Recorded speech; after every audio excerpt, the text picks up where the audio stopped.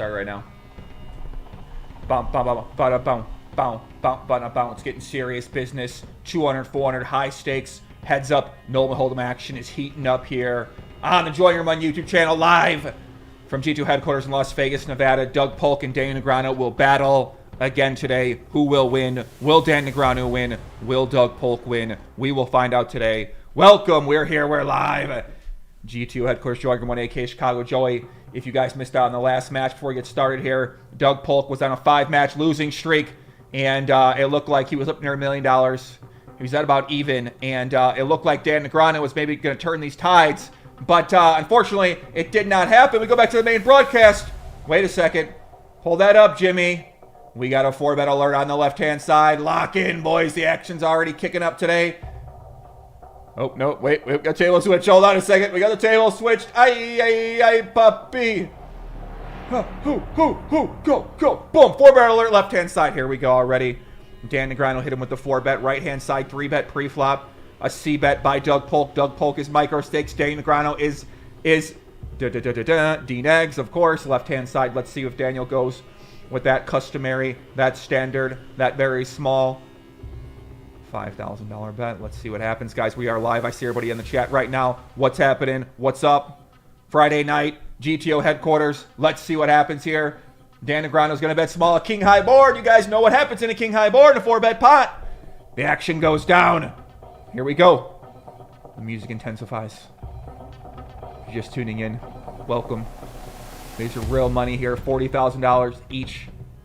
The players start with $32,000, real dollars in the middle. You know what you can do with $32,000? The action intensifies.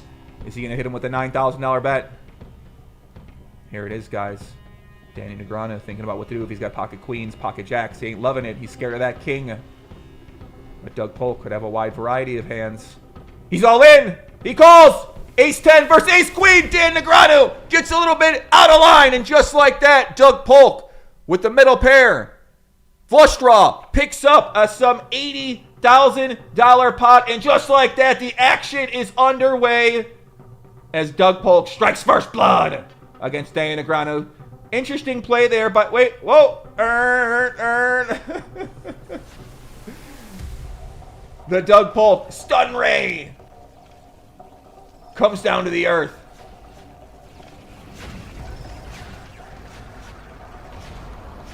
What the hell's this thing doing? What's inside of it? The longest, oh, it's a casket. There's Dan Negreanu's face on it.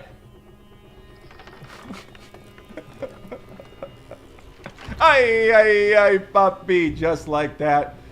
Just like that. What's happening, y'all, man? It's Friday here. We're watching the boys battle. 200, 400, high stake, heads up, Nolan Hold'em action. And we got this new light here. I don't know what's happening with this light. My buddy Danny, who helps me out, he brought over this great light here. Shout out to Danny. And I don't know what we're going to do with the whole pink thing. I'm not sure what we're going for here. But maybe we got to revisit it. Maybe make this light different color. So, I don't know about pink. Maybe we'll give it another color, Big Dog. What do you think? Maybe we make it like a manly blue. What about oh, red. Okay, there we go. I like that. Okay. For fire, I like that. GTO headquarters here, Las Vegas, Nevada. We got some things to talk about here today, guys. We got this tweet to talk about. This guy's wife said, so you're watching a guy watch 2 other guys play poker on the internet. Guys, you wouldn't get it, DJ Curry. Basically, his wife was asking him and saying, his wife was just basically saying, like, hey, why are you watching 2 dudes? Me and Landon watch 2 other dudes, Daniel and Doug, play poker together. But listen, we love it, man. This is where the action is right now. We got coronavirus. We got lockdown. We got a bunch of things going on out there. This is where the action goes to today as we get started. The music is kind of eerie. Let's tune to something a little different there, man. Who we got in the chat? Moonlight Master, Glenn, Cushtrain, Darren Stribling, Jennifer, what's happening? Matthew Clegg, what's going on? Matthew Clegg won one of our giveaways last match. What'd you win, Matthew? You win the Apple iPod earphones, right? I think Matthew was the winner of those. Congratulations, Matt. N2 Deep LA, my man, Poppy GTO is back. We are back. Let's get after it here, right-hand side. I've been studying a lot of this Nolan Hold'em too, guys. Been playing pretty well in these single raise pots. Single raise pot means 1 raise pre-flop. When it's a 3-bet pot, that is a re-raise pot. But yeah, so I've been practicing like a heads-up format just like this. I've been playing against the sensei, and the sensei is giving me the work. The guy's a tough guy, but I'm giving to him, guys, okay? I'm doing well. And I'm getting a lot better at heads-up Nolan Holm. And I'm going to start playing some of you guys for free rolls. I'll just offer you guys free rolls if you guys beat me or something like that. So I'll get some matches in. Who we got out there? Chris Wilson, Michael Moyles, GJ Poke Cars, Johnny Dempsey, Dude Chillington, Moonlight, Leor. What's up, Leor? What's happening, buddy? KIK, what's going on? What's going on? What's going on, man? Patrick, what up? Patrick, what up? What up? What up? What's happening, buddy? Left-hand side, King High kinks it down for Doug Polk. Over Doug Polk micro stakes. Aman, Joey, Gene. If you just tune in, guys, you don't know much about Doug Polk. You don't know much about Dan Negreanu. Doug Polk, been a long-time player in the poker community. I've known him when I got started back in 2007 on 2+2 poker forums when I made my screen name Chicago Joey because I was living in Chicago. And Chicago Joey made sense. I mean, whatever, right? And then that's where I met Doug Polk. He was doing prop bets. He was very active on the forums, you know, kind of like a younger guy, just like me. He did a big prop bet where he tried to win a large amount of money at 10 cent, 25 cent on PokerStars back in the day. He tried to win 400 buy-ins, which is absurd. And so that's how I first got to know him. He inspired me to do my first prop bet, which was 50,000 hands. No, it was 600,000 hands in a month. So I saw him do that, and I was like, oh, if this guy can fucking try to do this, I can try to do this. Why not, man? So he inspired me. I did my stream as well on one of the Justin TVs. He takes on left-hand side, overbet, right-hand side, takes on another pot. So he inspired me to do my first big challenge, like grinding challenge, where I tried to play 600,000 hands, the most hands ever played in a month at full ring. And from there, we got to know he was actually staking me during a little bit of that, too, for 50-cent dollar, which, you know, not a lot of money, but back in the day, it is a lot of money. And, you know, we just kind of got to know each other over the years. Saw him in Vegas a few times. He came up and stayed with me in Canada before. And he's always been a guy who worked really hard, but kind of was like between the mid-stakes for a while, bouncing up and down. And then finally, he improved the people that I had around him. He started talking with Jungle Man, started talking with some other good players. And then he rose up to become one of the top guys at Heads Up Nolan Hold'em. So it was a little bit interesting because for a while he was kind of stuck around those mid stakes and couldn't really get past a certain threshold. But eventually he did. He kind of reigned to the top left hand side. Daniel with a nice pot with that 4. So what happened was that he did a challenge, right? He did a challenge, and because everyone's like, you know, who's the best? Doug would come on my podcast and give these power rankings, like, hey, this guy's the best, and everyone get all mad. Everyone, all the Europeans get all fucking butthurt and stuff like that, right? Because he's ranking them and he's saying, hey, you're not, you know.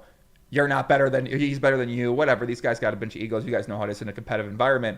And he issued a challenge. He played Ben Salsky, a.k.a. Sauce123, one of the most legendary guests of my podcast of all time in terms of the knowledge he drops and in terms of his poker acumen. Doug took him down, and then PokerStars kind of got rid of Doug's format, which was heads up. That's what he's best at. And then from there, Doug started doing YouTube. He opened up a training site called Upswing Poker, where now debatably it's the top training site. I think their content's so fucking good. Their free content is exceptional.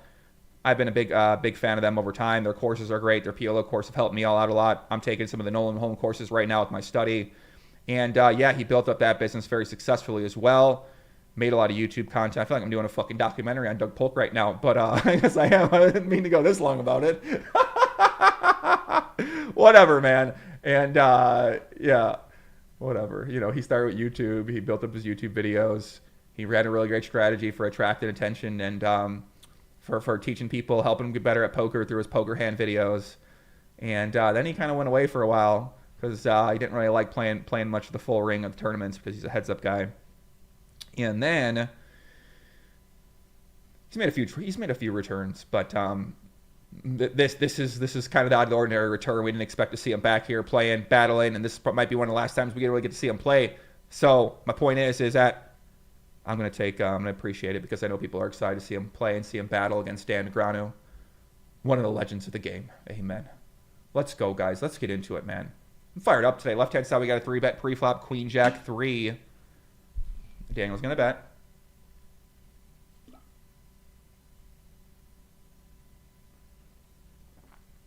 There's something in my drink. What the fuck is in here? It smelled really weird.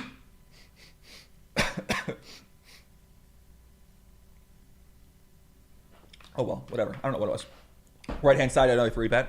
And a continuation bet by Doug Polk. 10-10-4.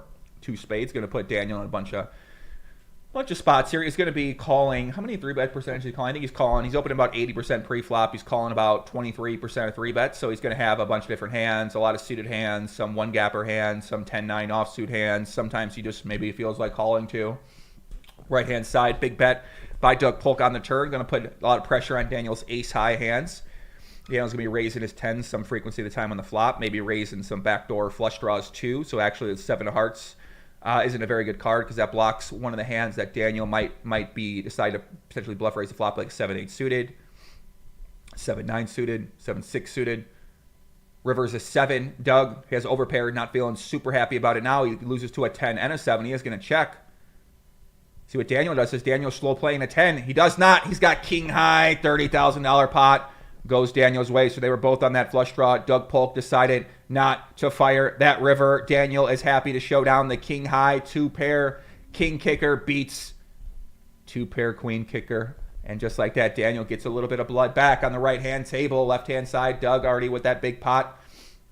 He, Gorilla Gaming, Glenn. Shout out to Glenn. Shout out to Gorilla Gaming. Shout out to Diewood Zero. Shout out to Bill Perkins. Big supporters of the stream. Diewood Zero. The Diewood Zero movement. My man Perkins, that's one of the sponsors of the stream. And we've been giving away his books, man. I've been reading his book today. I got to give this guy, I got a lot of content ideas for this guy, man. If I'm my man Perkins, my guy's got to start pumping some of this out, dude. He's got a whole book. He can break it down, make some YouTube videos, put different stuff on his Instagram page. I got to give this guy some ideas, man. Rule number 5, give money to your children or to charity when it has the most impact. Give money to your children or to charity when it has the most impact. How do you judge that? I don't know. Got a lot of questions. Nicole says the pink was prettier. So one person in the chat liked the pink background.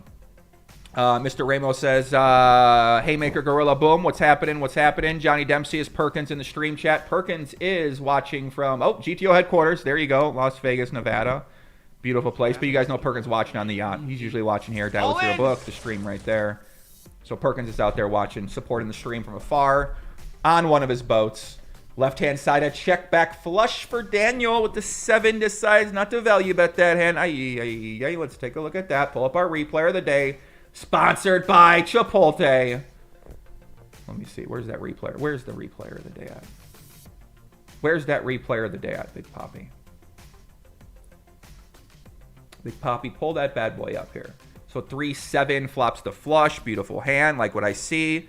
He goes with a very small bet. That makes sense. He's going to be betting really small. Sometimes he's going to be betting about 900. And Doug check raises. Interesting. And Daniel just calls with the 3-7. So Daniel has that made hand. Doug has a 5-6 offsuit. I don't know what the fuck is going on in this hand, boys. Check on the turn. They both have a flush. Doug has a 5-high flush. Daniel has a 7-high flush. River goes check. Yeah, I guess Daniel just doesn't think he's going to get value from any worse hands. You know, maybe there's some merit. Maybe he bets this on the river sometimes. He checks it back sometimes. And, interesting hand. I don't know. I mean, 6-5 offsuit. Why not? Puts pressure on him. Yeah, man, why not? 6-5 offsuit. Why not? These boys, listen, you wouldn't know sometimes if you're watching the freaking the 5-cent, 10-cent game on Poker Stars Play Money, or if you're watching 2 high-level players, right? It really sometimes doesn't look any different, right? The guy's check raising 5-6 offsuit. You know what I'm saying? Nicole S. I'm digging the black hat and the shirt today. Ay, mami. Con la moza, cala mola, cala molacita. What's up, mami? Thank you. Thank you. Appreciate you, man. Ken Williams. My man Landon. Guys, did you guys see Landon? Ay. Watch this, guys. Landon posted on Twitter last night.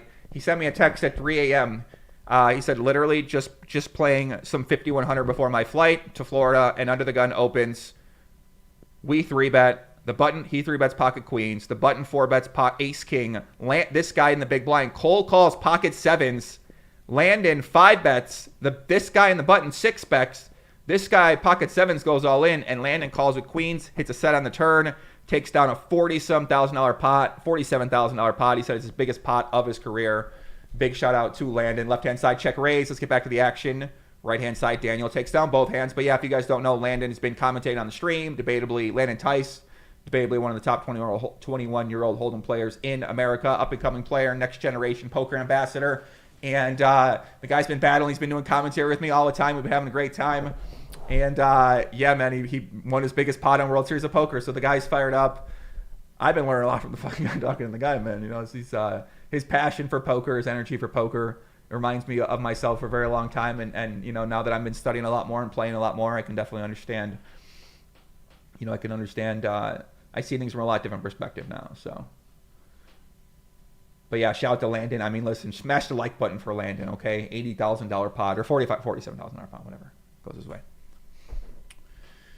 Poker Life Matters. The real battle is who will get more views, Doug Polk's channel or Joey's channel.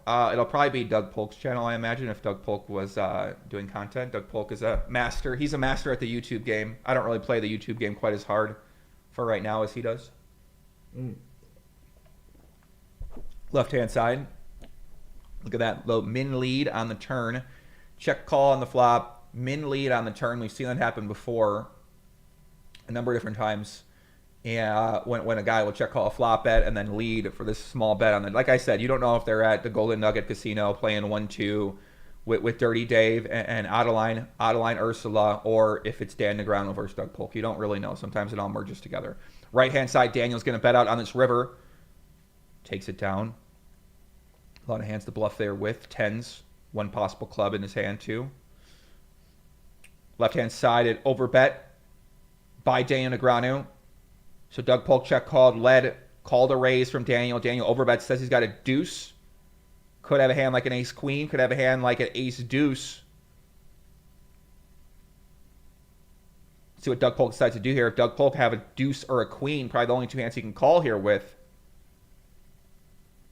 But even then, probably not calling with a queen all the time. Maybe if he's got a hand like king queen, he folds that some percentage of the time. Maybe not. Maybe just calls with that. So he's taking it down right now. Daniel looks like to me, he says he's got a deuce. Maybe a king deuce. So Doug is in the tank. I don't know what he's thinking about this long. Normally when they think this long, they're going to end up folding the hand.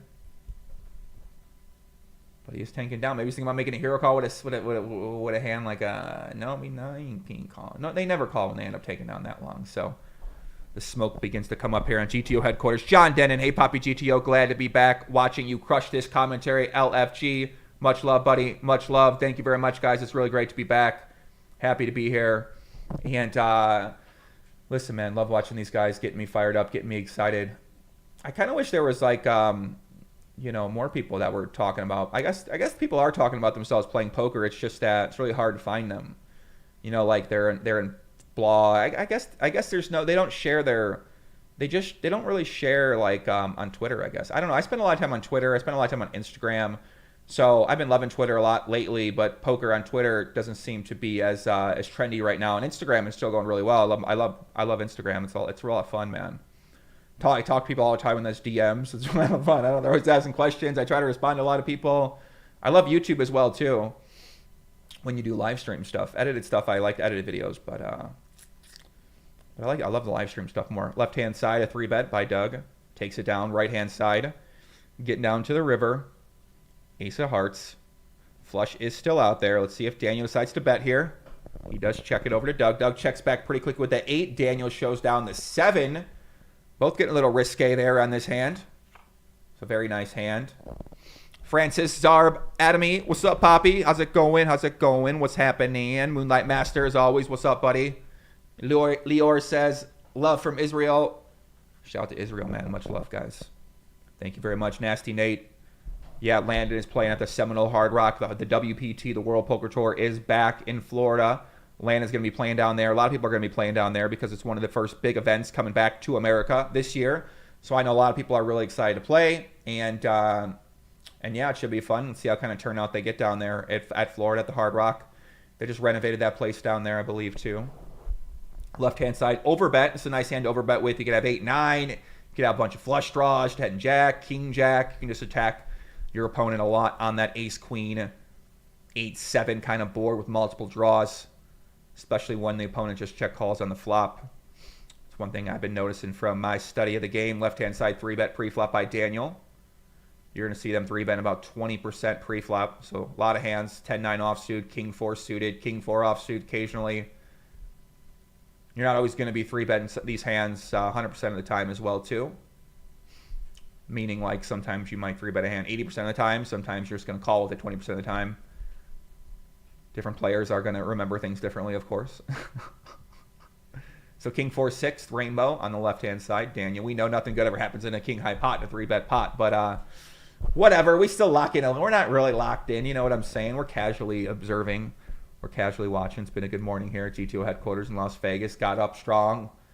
Had a great morning. Got to see some friends. My buddy Rich is working on this company called Prizeout. They just raised their Series B. What's the second round of funding? Whatever the second round of funding is. They raised it for $150 million. So they are projected to go to the moon. So that's pretty exciting seeing him build that. He's a chief revenue officer and co-founder of that company. It's a financial technology company. Global Poker uses it. I think other big companies are going to start using it too, like PokerStars. And I don't think Party is, but I think GG and then DraftKings, like Uber, Coinbase, those kind of sites are going to be using it as well. So it's a payment processing technology where you get gift cards instead of cash, and you get gift cards instantly versus having to wait multiple days to get your funds. So a lot of players have that issue where they don't want to wait 3 to 4 days or 5 days for a check to get their money. So with this, you get to choose a gift card, and sometimes you actually get more money. So instead of getting 50, sometimes you get 55 or 60 for that. So the vendors like Amazon or McDonald's or Kmart, or Kmart's out of business, whatever, but they basically compete to get their product in front of you. That's why they offer incentives sometimes. So that's why it's kind of a win-win-win. The Domino's or whoever, they acquire a customer, you get your money quickly, and you get to spend gift cards on something you'd already use. And then the operator, like PokerStars or like Global Poker, saves money as well too, because normally they pay out a transaction fee, processing fee, maybe 2%, 3%. So in this situation, they actually don't pay out anything. So it's kind of a very interesting idea, which is why they raise so much money. So not the brewing here. Left-hand side, a 6K pot goes down to the river, 8 of clubs. Let's see what Doug decides to do here. Might have a hand. Like, what does he want to have here? A bluff here. Probably wants to have a 7. Probably doesn't want to have any spades in his hand. He does bet 2/3. Probably wants to have a 7. Maybe queen 7. Queen 7 might be a hand he turned to a bluff here. Maybe a hand like bottom of his range. Maybe deuce 3. Picked up backdoor draw as well. Deuce 3. C bets the flop. Bets the turn. Maybe 3-6 as well too. So he's going to have a bunch of hands going to be bluffing here with. Let's see what Daniel decides to call with. He might call with a 5, an 8. Probably not folding a king at all. Bro, are we locked in today or what? Right-hand side, overbet from Daniel. 6,700 on that. Jack 8, 4, deuce, 2 spades. Left-hand side, Daniel lays it down. Right-hand side, let's see what Doug decides to do. He's probably not folding a jack or an 8. He does call. River's a queen. Flush draws miss, but 9-10 gets there. Some of Daniel's hands might be a hand like a queen 9. Made an extra pair. Going to go for some value, I would imagine. But Doug is going to have some strong hands he's check calling with. Maybe like an 8-4. Maybe like a jack 4. But Daniel might decide to put the pedal to the metal. Might decide to exercise his right to go all in. I hope not. It's a big bet. He's not going to do it. Don't do it, Poppy. I checks it back. Checks back to ace queen. Ooh, okay. That might have been. I might have. You know what I'm saying. All right. I don't know about that check back. I don't know about that check back out here. But, well, okay. Bets the call. Got the nut flush draw. Ace queen of spades. Overbets the turn. Gets called. Okay. River's the top pair. So what does he think Doug Polk's calling the turn with? Of course, Doug's going to have some jacks. He's going to have some 8s. He might have a flush draw. We do block some of the flush draws with that ace queen of spades. Maybe he doesn't think he's going to call with a hand like a 5-6 or 6-7 if he has that. I don't think he has that. I think he's calling overbet with that. So maybe he thinks his only hands are going to be flush draws, 9-10, slow play 2 pairs. Yeah, makes sense.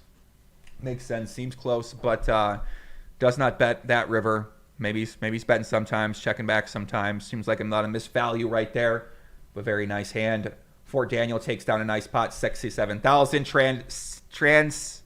Transcendent Music says that check back was terrible, only 9 out of 10. Well, there you go. I don't know. There you go. Shout out to my man Danny in the chat right now. Danny working hard as well too. Shout out to Danny. What you doing out there, Danny? You gonna come say hello to people or what? Maybe we get Danny, one of the master memers. Did you guys see this throwback? If you guys don't follow me on Instagram, I posted an epic throwback yesterday of me and the fucking World Series of Poker main event champion, Jerry Yang, my man. Look at this guy. I just have 1 million in my head. I stare at this guy, just see 1 million. 1 million. But yeah, this was old school, guys. Look at those arms of the Big Papi. The Big Papi was young and strapped and ready to get after it with that tank top on. My God, a little low cut Papi. Maybe put a fucking hoodie on or something like that. What are you doing, buddy? But yeah, me and Jerry Yang, this is back in San Diego, and I lived out there at, like, what was a Barona casino or one of those casinos like that. I was playing with him. He played very tight. He was a very nice guy, very sweetheart. And left-hand side, Doug takes down a nice pot. Right-hand side, Doug's going to take down another pot. Daniel going for a little value with the 6, gets called by worse with the king. But yeah, me and champ Jerry Yang on my Instagram page. Love this guy. Shout out to Jerry Yang. Hope to meet that guy one day. Maybe get him on my podcast. Maybe not. I don't know. Jerry, you out there? You want to do it? We got some pods lined up, guys. We're getting some content lined up. We talked again with Alexandra, our chess friend, about doing a collaboration with her, helping her learn some poker. And we're going to get that set up. She's got a few big events coming out here. A couple 3-bets here, guys. Lock in. Case King 9 on the left. We're going to see a small bet potentially from Doug. He does not. He checks it over. Right-hand side, 10-4-3. 2 spades. The match is going slow so far. 1 big all-in for Doug Polk on the left-hand table. Right-hand table, a bet and a fold from Doug. Nice hand by him. Let's see what happens on the left. To back up the truck, the Doug Polk truck, the Brinks truck, that truck driver. Backing up for the first time here in the session. As we are live on air. Did I stack him? I did not stack Jerry Yang. No, man. No. We can't disrespect Jerry Yang like that. Left-hand table, what's happening here? Daniel stinking. Maybe he goes small bet. Maybe he goes like 2,100. 3,100, okay. And he takes it down. Nice hand for him. The truck begins to pull back into the station. There's this tweet I saw. It says Supreme Leader versus Kid Poker from TJ. The wife, so you're watching a guy watch 2 other guys poker on the internet. I guess it's like you're watching friends hang out. We're all sort of hanging out. Maybe it's different when Landon's here. I don't really know. But yeah, I found that interesting, man. That those memes are so funny on Twitter. People love the memes. Right left-hand side, big check raise. Here we go. $9,200 check raise from Daniel on the King 4, King 4-9. Did they really have a king here, guys? I don't believe them. Doug doesn't either. He's going to call. River is a 5. King 9-4-5. Let's see what happens here. Daniel, check raise the turn big. Says he has a king in his hand. Is he going to shove all in? I don't think so. Maybe he does shove here with a king. He does shove. This guy's never bluffing. If this guy's bluffing, I'll travel out of the country for the first time to play online poker again next month. If this guy shows down a bluff. I haven't left the country in a long time. Is this the right time to leave? Debatable. Did we get coronavirus already? We did. What's Doug doing? Doug, what do you got, Poppy? You got queens? You got jacks? What are you doing? What are you thinking about, big dog? Is he slow rolling with pocket kings?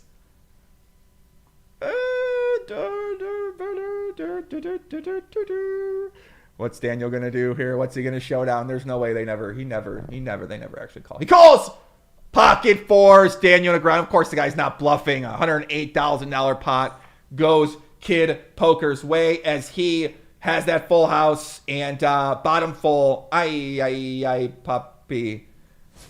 Ay, the big pot gorilla. Oh, no.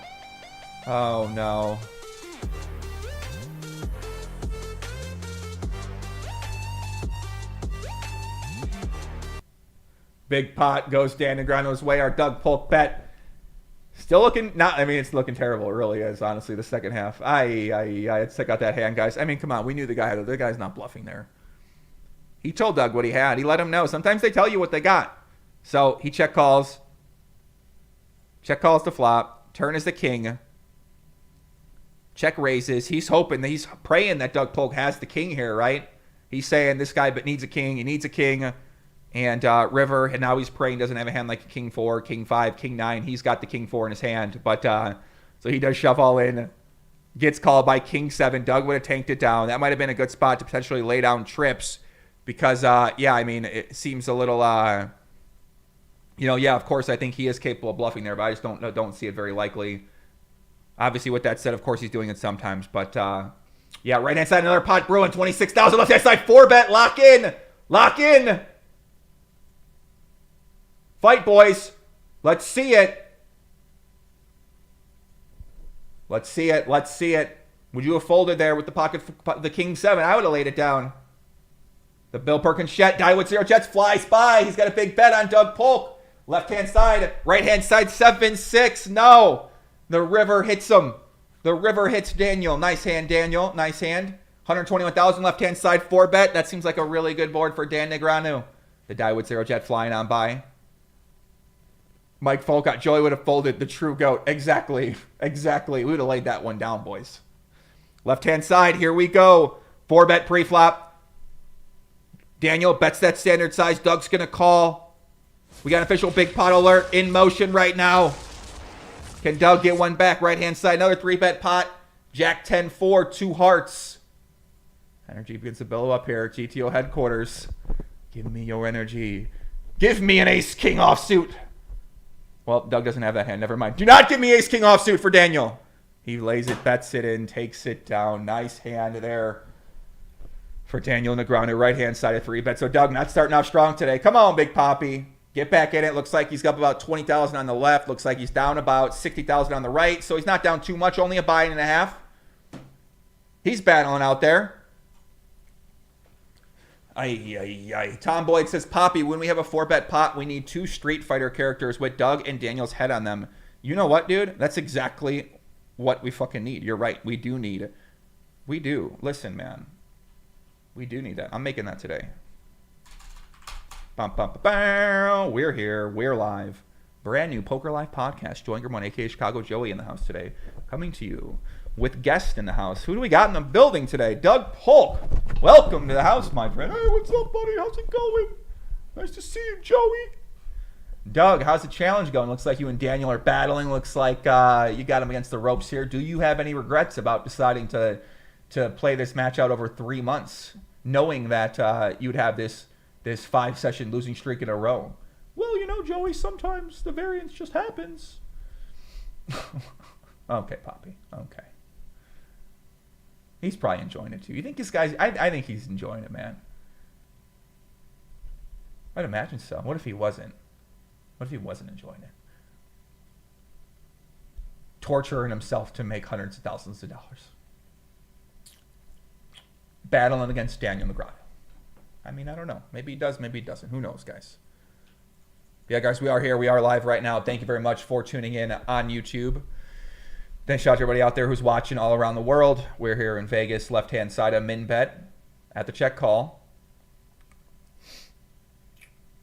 So check call on the flop, min bet on the turn. See what Doug decides to do. Doug's gonna check. Doug's gonna raise him. Kinora, what's going on, guys? LA Will, morning from Melbourne. What's happening, Poppy? People are talking about edibles. Think we should take one? I don't know, man.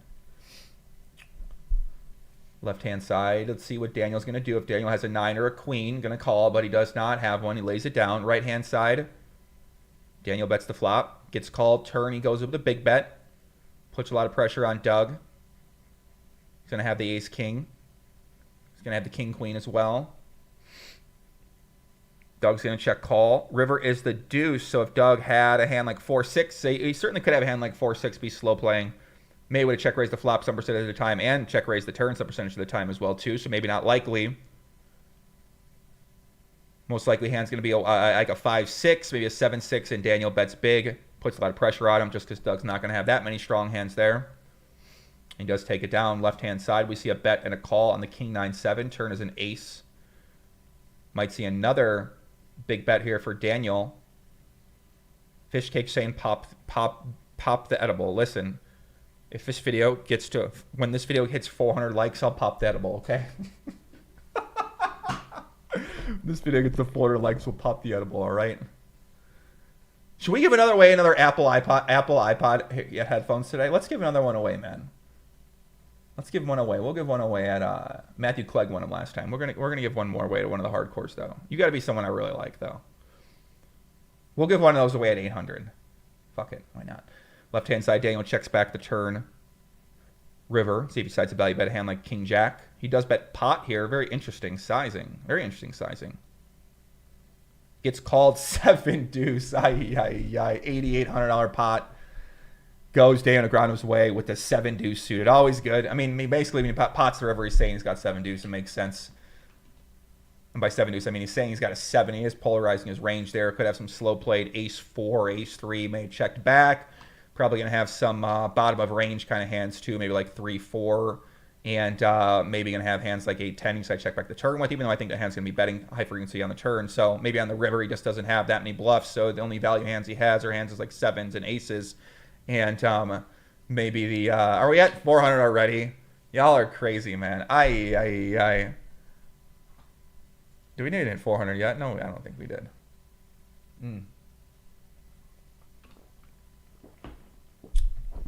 Yeah, guys, thank you for tuning in. If you guys wonder where Landon is back home in Florida right now. I'm going to have some guests do some commentary with me next week. Rob Young, I know me and Rob Young are going to be doing some commentary together. Rob Young, who is the high-stakes poker player, plays at owns the Dust Till Dawn Casino, partner in Party Poker as well, too. Been on my podcast a number of different times. He's going to join me for some commentary. I don't know, if you guys have some suggestions who you might want to see, let me know, and I'll reach out to them while Landon's down in Florida. You guys let me know who you might want to see on the show doing some commentary with me. Love to have some people on. I'm going to do a giveaway as well, where I'm going to do a giveaway. I'm going to pick one person from my Twitter, my Instagram, and my YouTube. They're going to battle in a 3-handed match, and the winner of that, I'll let them do commentary with me, okay? You got to earn that commentary spot. I need someone who's going to fight and someone who's going to battle, okay? So I'm finding someone entertaining. You guys got to duel off, man. Gladiator style, Roman style. You guys are fighting. You guys are battling. And one of you guys will get to do some commentary with me. That's what I can promise you, okay? So I can promise you.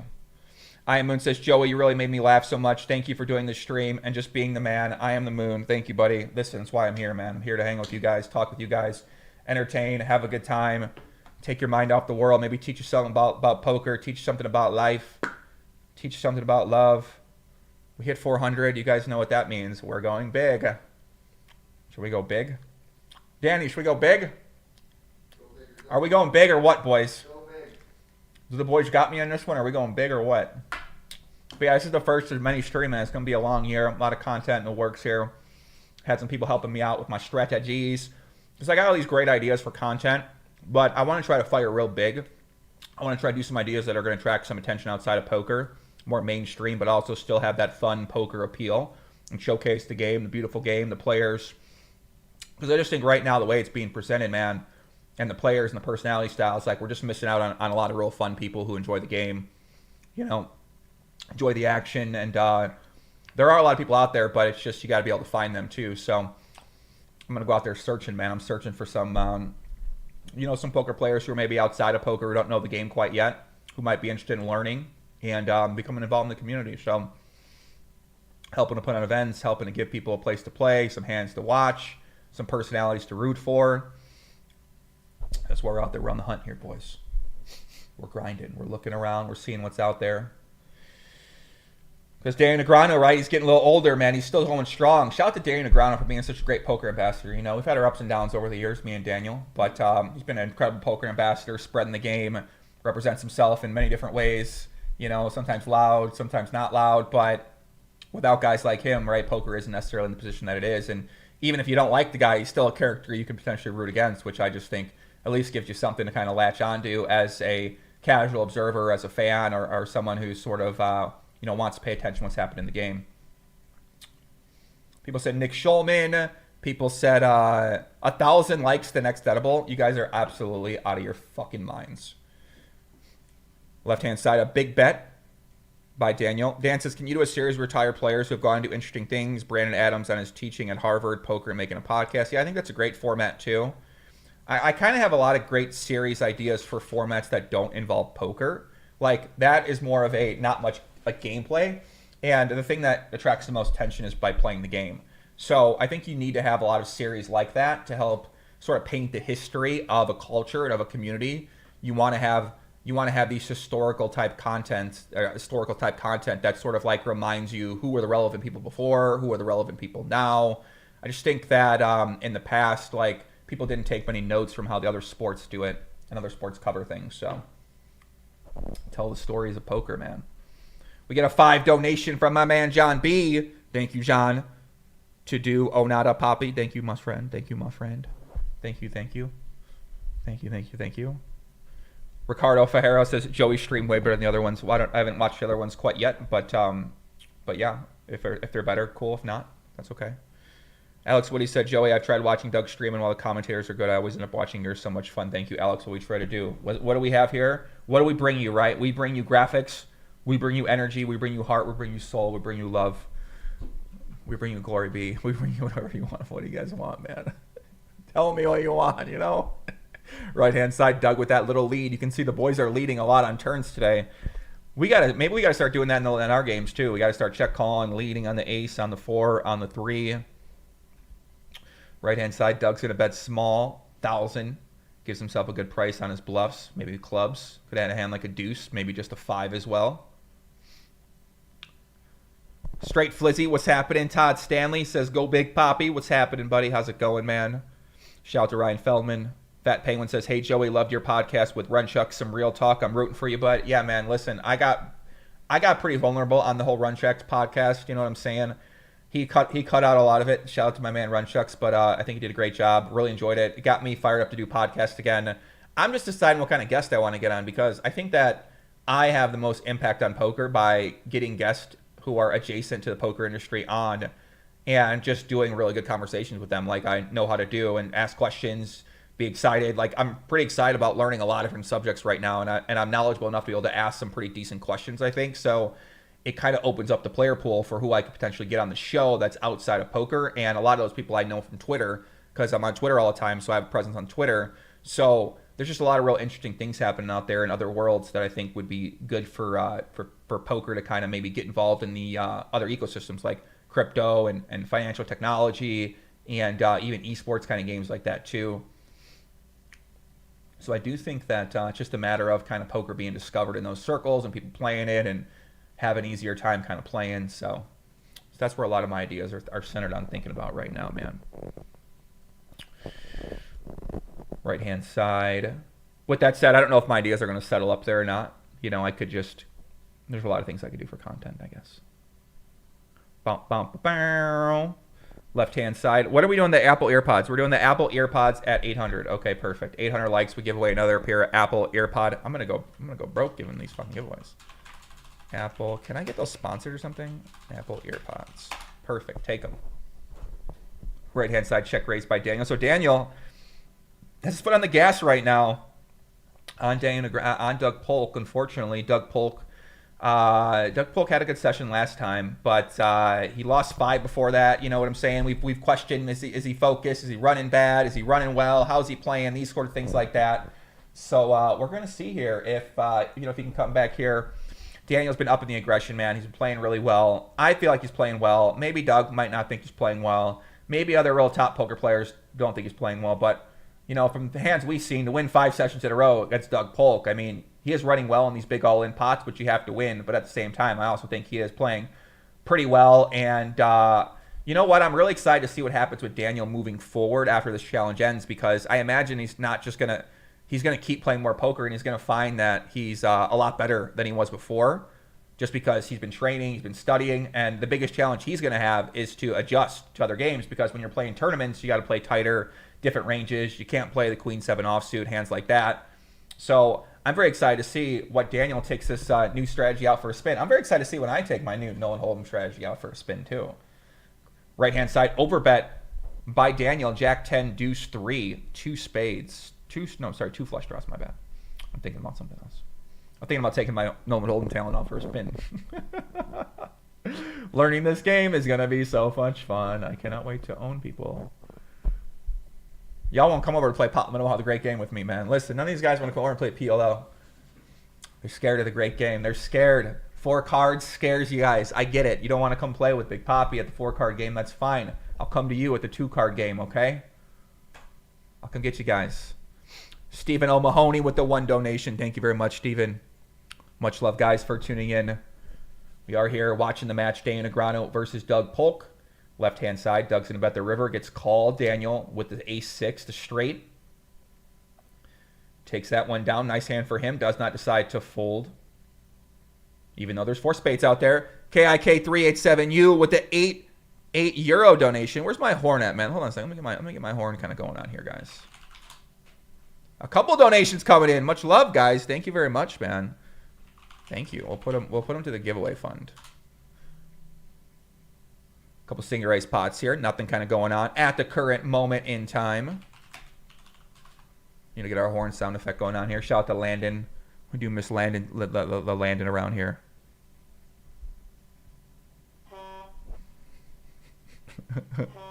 Thank you, KIK3870. He said 800. Way to go, Poppy. Love your stream. You're a good character. Thank you very much, my friend.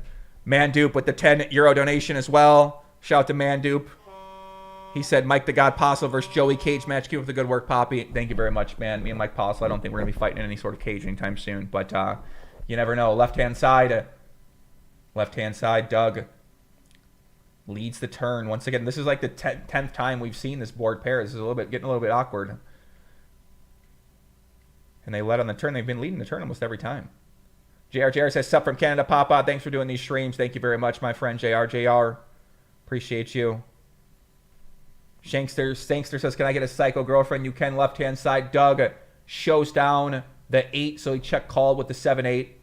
Led the turn, and then check on the river. We have a scary lady request, huh? Where's that little scary lady at? I mean, where's she at, man? We have a scary lady request.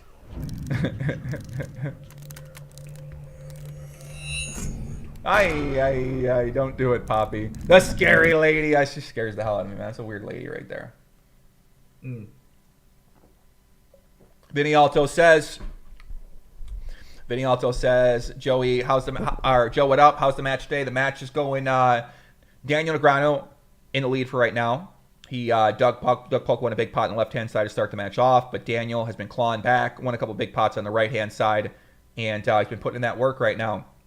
So Daniel appears up to be a little bit of money. Left-hand side, ace on the river. Let's see if Daniel decides to lead here. IFK Gautier with the 25 donation. SEK. Thank you, buddy. Thank you. Globalist Schmobalist says, with a $2 donation, he says, we should start betting points of meth, Joe, 2024. Okay. Strange guy. Strange guy there. Right-hand side. I don't even know what that means, but thank you. Right-hand side, Jack 9 deuce, 2 diamonds, and a 3-bet pot. Let's see what Daniel decides to do here. Could bet small or bet big. Mastron says, do you have any crypto altcoins? The only crypto I have currently is Bitcoin right now. We are definitely gambling on the Bitcoin. And yeah, shout out to Bitcoin, man. Bitcoin's crushing it. $30,000 to $40,000 right now. That's currently the cryptocurrency asset that I have the most of by far. Graydon23 says, I've been watching your streams off and on over this challenge, and no disrespect, but I've tried to find a better place to watch the mass, and it just doesn't exist. You are the best option. Thank you. Thank you very much. I wonder if they go to the other channels and say those things too. If they go in there like, listen, I've been watching Joey streams. The guy's dog shit. Like, you guys are the best. I wonder if people are doing that as well too. Patrick Elston with a Hong Kong 888 donation. I don't know what that means. Hong Kong 888. How much is that worth? Hong Kong dollars to US. Well, not much. Okay.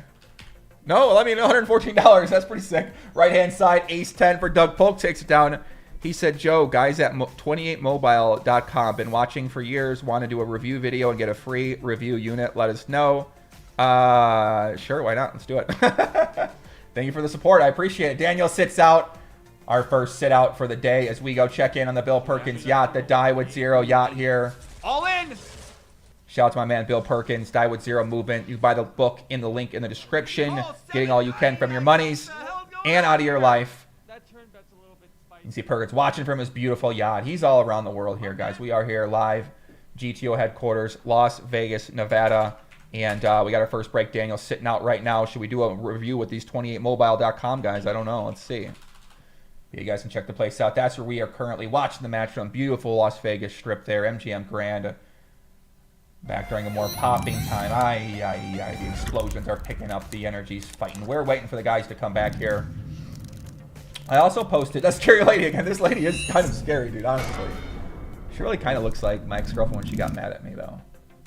But yeah, if you guys aren't on my Instagram page, I posted this yesterday. This great meme I posted today, when your girlfriend texts you how long you're going to be in the middle of a 12-hour poker session, you guys know, right? When you guys are playing a poker session and it's about like 11 p.m. and you get a text from your girlfriend like, where are you? Are you going to be home? And you go, oh, I'm playing poker with the boys. She's like, oh, don't stay out too late. Don't drink too much. Don't do those kind of things. And you're like, well, you know, the game's good. I'm stuck money. I'm winning money. I don't really want to come back. And then 3 a.m. comes by. She's messaging you. She's saying, where are you? Are you with another lady? Where are you at? I don't know where I'm at. I'm just here. I'm just hanging out. I'm having a good time. And then you start playing like shit because you're stressed out. You're pressured. She's like making you feel terrible. All of a sudden, you're not focused. Your instincts aren't on. Before you know it, you're playing the Jack 7 offsuit pre-flop. You make a big raise. All of a sudden, you're seeing the turn. The turn, you make the third pair. You end up stacking off for 200 big blinds. You go home. You have big regrets. You think about driving off the side of the road on the way home. And it all started because your girlfriend texted you and said, how long are you going to be in the middle of a 12-hour poker session? And you told her, we're not going fucking nowhere, right? So that's why that meme and me get along quite well. So shout out to my Instagram page, @PoppyGTO. The match picks back up. Daniel Negreanu up a little bit of money for today's session. And we've all been there, guys. We've all been there. We've all been there. Tiger Woods says, this is definitely the best channel. Joey, you've got an incredible natural talent for commentary. I love your poker fight commentaries. They were hilarious. Thank you very much, my friend. Listen, I'm excited to do content again, guys. I thought I was going to quit. I thought I was going to retire, actually, to be honest with you, man. Last year, after Mike Postle stuff, I was like, I can't do this shit no more. This stuff's draining. I'm putting my, like, soul into this. I'm, like, investigating this guy, look at his dick area for fucking a month, and, like, you know what, man? I was really like, you know, I just don't know if this is for me anymore, man. The content, I love it, but it's just so much stuff you deal with making content, positive and negative. It's overwhelming. Positive emotions, overwhelming negative emotions sometimes, right? A lot of things you deal with. So, you know what, man? I wanted to help out Phil Golf Foundation Challenge, so I got back on the horse. I'm glad I did because I got a lot of great ideas I think would do really well. I've just never even tried them. So, as you can see, I'm throwing graphics. I'm throwing things out. I'm just trying. I fire a shot take, okay? I get after it. I get an idea. Even though it might seem weird, I go with it. So that's something I do. I think a lot of other people don't do. Right-hand side, big bet from Doug Polk on the turn. A river is a spade. So spades get there. A 6 gets there. Doug Polk could have a hand like 5-6. He goes small bet, 8,000. What's he saying he has out there, boys? Saying to me, maybe a hand like a 2 pair, maybe a 9-10. Maybe a 9-10. Maybe a 2 pair. Let's see what happens. Let's see what Doug is going to show up here. Daniel, what's Daniel called it over with? He's going to have some kings, king, queen, ace, king. 3-bet on the left-hand side. Right-hand side, what's going to happen here? Daniel in the tank. The Gorilla Gaming Glenn is going crazy right now. Is Daniel going to raise? Don't do it, Poppy. Don't do it. He calls 4-6 for Doug Polk, so Doug Polk gets incredibly lucky on that river. That's one of those hands that makes you want to punch the guy right in the face. It's one of those punch in the face kind of hands. Doug Polk shows down the 4-6. So let's see what happened there. Replay of the day sponsored by a nice bowl at Chipotle. So Doug check raises with the 4-6. He's got that Mexican straight draw and the backdoor diamond draw as well. Turn. He turns the bottom pair. He overbets. And then river. They bail this fucking guy out with the 5. He bets small. You get called. This is really one of the most annoying hands that you can really experience when you're playing poker. When the guy check raises 4-6 on king 7-8 in your mind, you're looking at this guy like, what is this idiot doing, right? Overbets the turn. Got him right where I want him. River comes down the 5. He bets again. I call. I lose 4-6. Nice hand there for Daniel once again. Dan said, I think most people watching this challenge watch this stream, then go to Doug's for the interview, then Daniel's for the interview, unless they're over 40 and Negreanu fans. Yeah, I can see that. I do, the interviews are pretty nice. I do enjoy watching them and kind of hearing from the players as well, too. Stephen Henley says, Joey, you're a lot more likable than these other Bamas with no personality. The SVP also mentioned you put more likable. I don't know what that means, really, guys. I'm just like high energy, talk a lot, I'm fired up. I like to get after it. And I don't know if people like that, I guess. It is what I mean, it is what it is. You know, I got this nice chess piece in the background, that nice horse, beautiful horse for my future chess collaboration content I'm going to be doing. So I'm excited. Fred Withrow, €5 donation. Thank you, Fred. He says, keep creating. Thank you, buddy. I appreciate you very much, man. Appreciate you very much. G-Unit. Let me put on some music out here, guys. Let's put on some tropical music. Let me find my music. Hold on a second, guys. But yeah, guys, thank you for tuning in, man. We got 2,200 people watching on YouTube live right now. Thank you very much. Doug Polk, Daniel Negreanu Challenge. Yeah, it seems like the viewership for this challenge is it's been decent over time, but for a while, I think at the beginning it was pretty high. When I came back to making content, it was pretty high. But I mean, these guys have been playing 27 days, right? There's a couple people streaming the match, so it's a testament to just how entertaining these guys are and how interested these guys are that a lot of people are still tuning in. I mean, I don't know. I'd be tuning in if I was doing commentary. I'd be watching to see what happens too. So makes sense. But these long streams, it's pretty cool to see that many people are still interested in these guys playing some poker. So be interested to see what the next challenge out there is going to be. Who's going to play next? I don't know.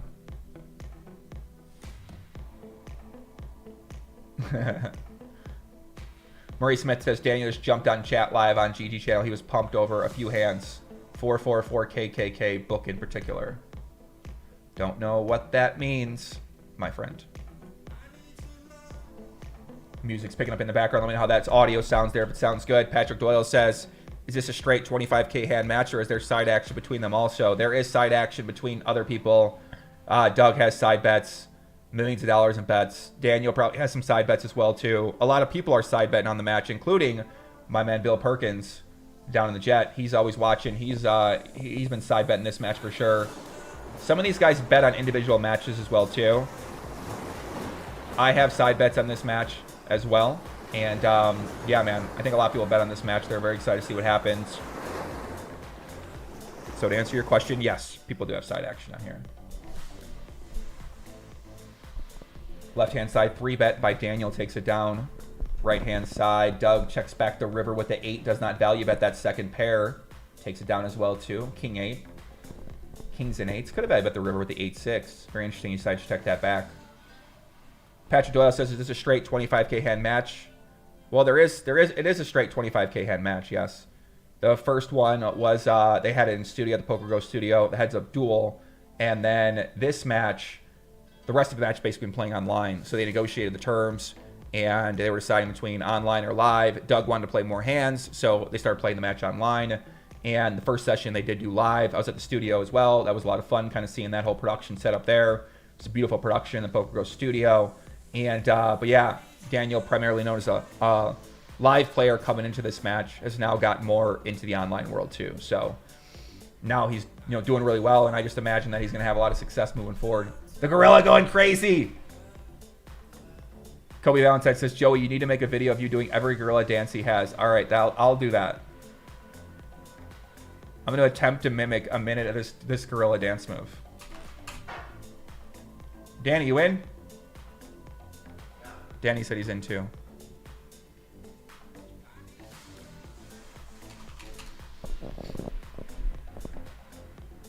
Stephen Henley said, love your content. Thank you, my friend.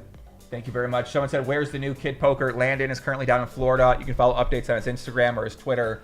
He's going to be playing the WPT event down there. Left-hand side, a big bet and a call.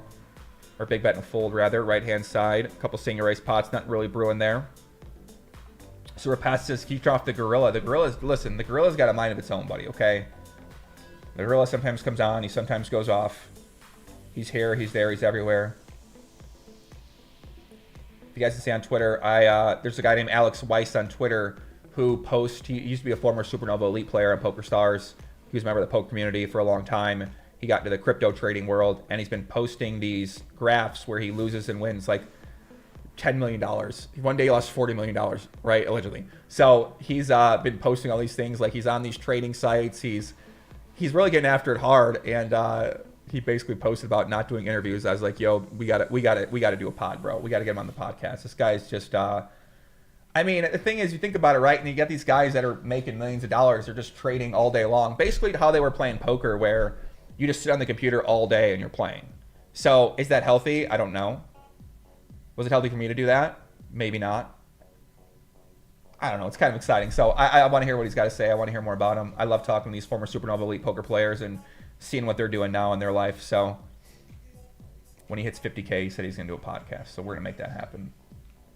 Big Daddy Cool says, Poppy, did Daniel just become better or is someone else playing his account? I think he got better. He's getting world-class coaching. He's been studying and working on his game. He's very incentivized to continue to improve his play and to get better. So I would imagine that, yeah, he's just had the right set of incentives, right set of motivation to keep getting better, keep grinding, keep working hard. And I think that's what we're seeing, is that with the right people around you and the right work and doing it for months at a time, and also having the successful poker background as well too, to understand how to implement strategies that you can adopt and adjust and become up to speed in terms of what's happening, at least to be able to compete against other great players. Left-hand side, Daniel wins a nice pot with the 8-4.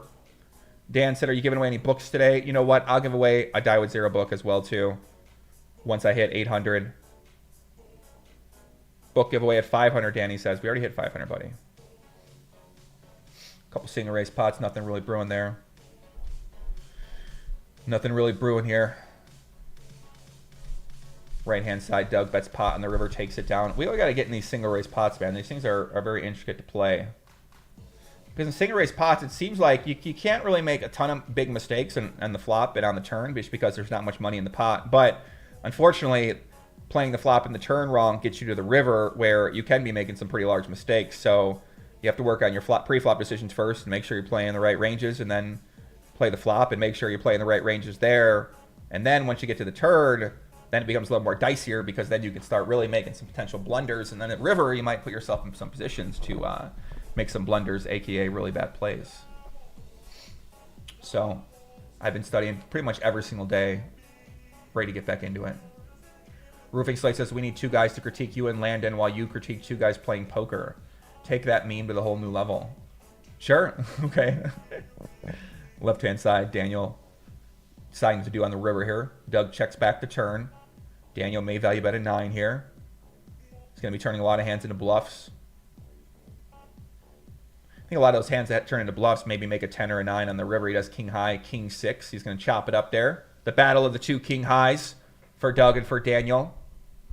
Yeah, a lot of his maybe check call weekends would have been, had a 7 in it, like a 7-6, 7-8. Potentially didn't 3-bet that hand pre-flop. So by that, he doesn't necessarily need to bluff on the river.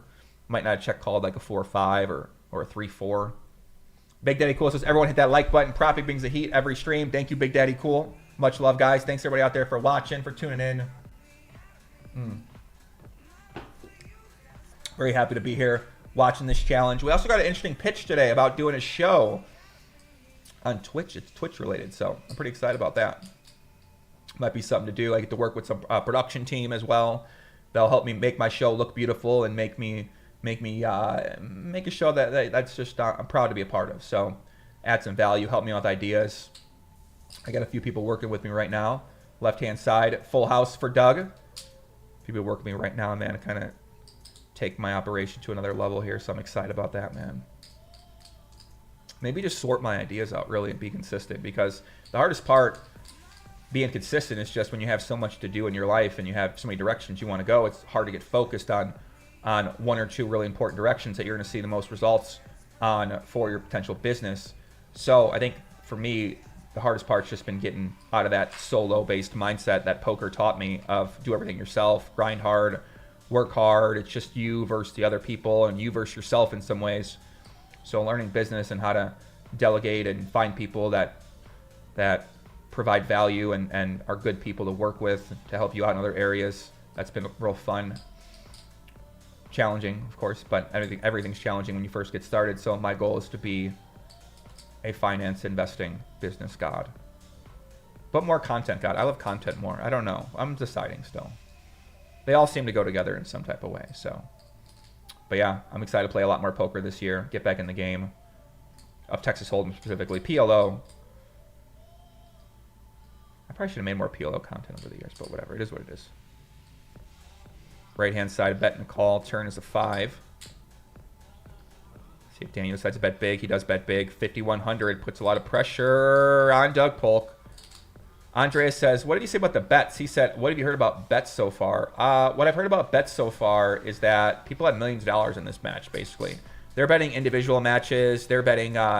People love gambling, man. The guys in the high stakes world love gambling. They love getting after it. They love firing. So they're betting on individual matches. They're side betting. They're betting on weeks, right? Like, people are betting on all sorts of things right now. So there's a lot of people out there who this is basically like a sports event for them to bet on. So left-hand side, Jack 7 on the river gets snapped off. So Doug has one of those perfect hands, has a jack in his hand, does have one spade in his hand. Maybe felt like that was the GTO hand to bluffware with. Let's take a look at that hand on our replayer. Sponsored by Dorito. Not Dorito. No, not Doritos. Doritos. No, no. So Daniel checks back. Doug decides to start blasting with the Jack 7. The truck driver, that Brinks truck driver, get a little out of line. Jack 7 on the river. I mean, he's got one spade. He's got one Jack. Yeah, makes sense. Maybe just thought sometimes he's got to go for it there. But Daniel did have that check back ace.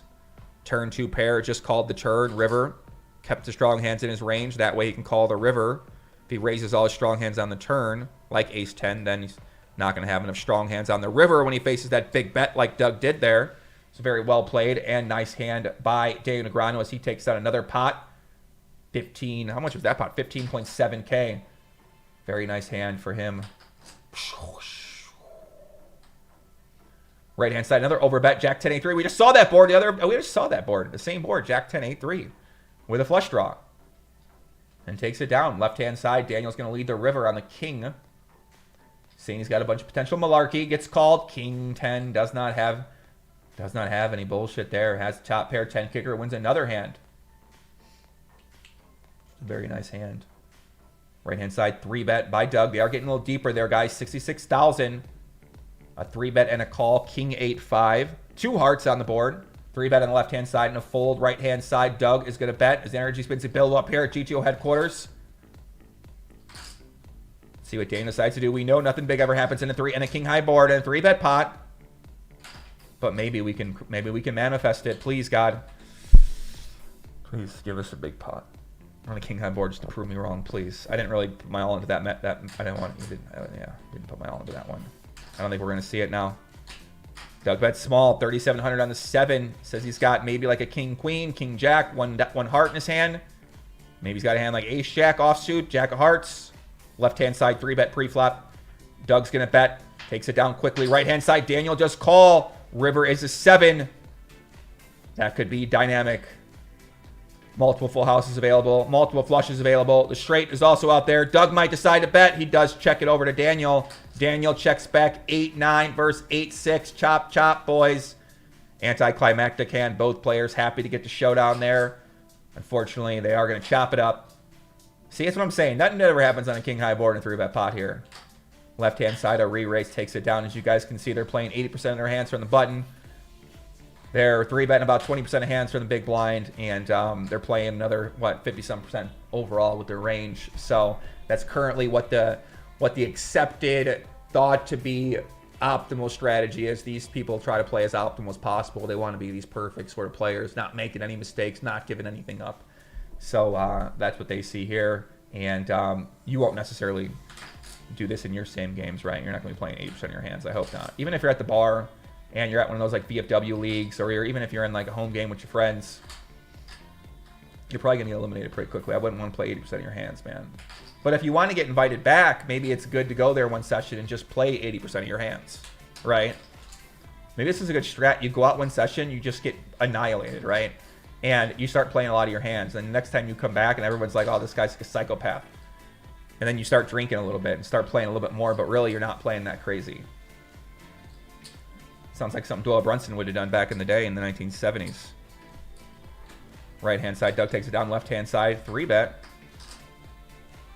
Samuel Run says, Poppy, we just have seen Landon's biggest hand. How was your biggest hand of all time? My biggest hand of all time was $103,000. It's on one of my YouTube videos as well. It was basically a 6-way all-in pre-flop at 5,100 with Guy Liberté. Patrick Antonius was in the game. I think Ben 86 was in the game. And yeah, I think I put in like 17,000 pre-flop. So I think my side pot maybe would have been, like 82,000 or something like that, maybe a little bit less. So that was one of my biggest pots I lost, and the biggest pot I won was about 78,000 at Potman Omaha. Was it at 1 or 200 PLO against a guy named Jeans89, Jens Kalien, where I was shot taking in a game, and went really, really well. I was in Vancouver, overlooking the mountains, sitting on a nice kitchen table with my man Brian Hastings at the time, and yeah, man, it was definitely it was a rush for sure. It's a rush, man. It's fun. It's a good time. Run good for the win. Another 3-bet on the left-hand side. The boys are starting to heat it up a little bit. Daniel folds pretty quickly. Nothing to see. Right-hand side is C-bet and a call. Turn is a ace of clubs. Let's see what Doug decides to do. Face another bet. Left-hand side, another 3-bet. So the guys are 3-betting. Pretty high frequency here. As the snow begins to fall at GTO headquarters in Nevada. I mean, it's a nice day out today, but Doug might decide, had enough. He does 4-bet. He's had enough. Here we go, guys. A 4-bet alert on the left-hand side. Daniel lays it down quickly. Doug, check called flop on the right. Overbets the river. He's going to have some missed spade draws. Some hands like a 7 in it. King 7, Queen 7 potentially. Try to bluff those hands. Very nice hand. Matthew Clegg says, does Hastings still play? He does still play. Yeah, yes, he does, man. Brian Hastings does still play. Result update. Let's find the update here. Let's go to my official scorekeeper. Once again, guys, thanks everybody for tuning in here. Could be anywhere in the world. You're here watching some high stakes poker with myself, Joey One, aka Chicago Joey. And let's go check in with our official scorekeeper. The official scorekeeper is going to be, let me see here. We need to get our update. Yeah, looks like Daniel's up about $25,000 for this session according to the official scorekeeper. So let's update that right now. Daniel plus 25,000. Left-hand side, a little something brewing. 3,800 in the middle.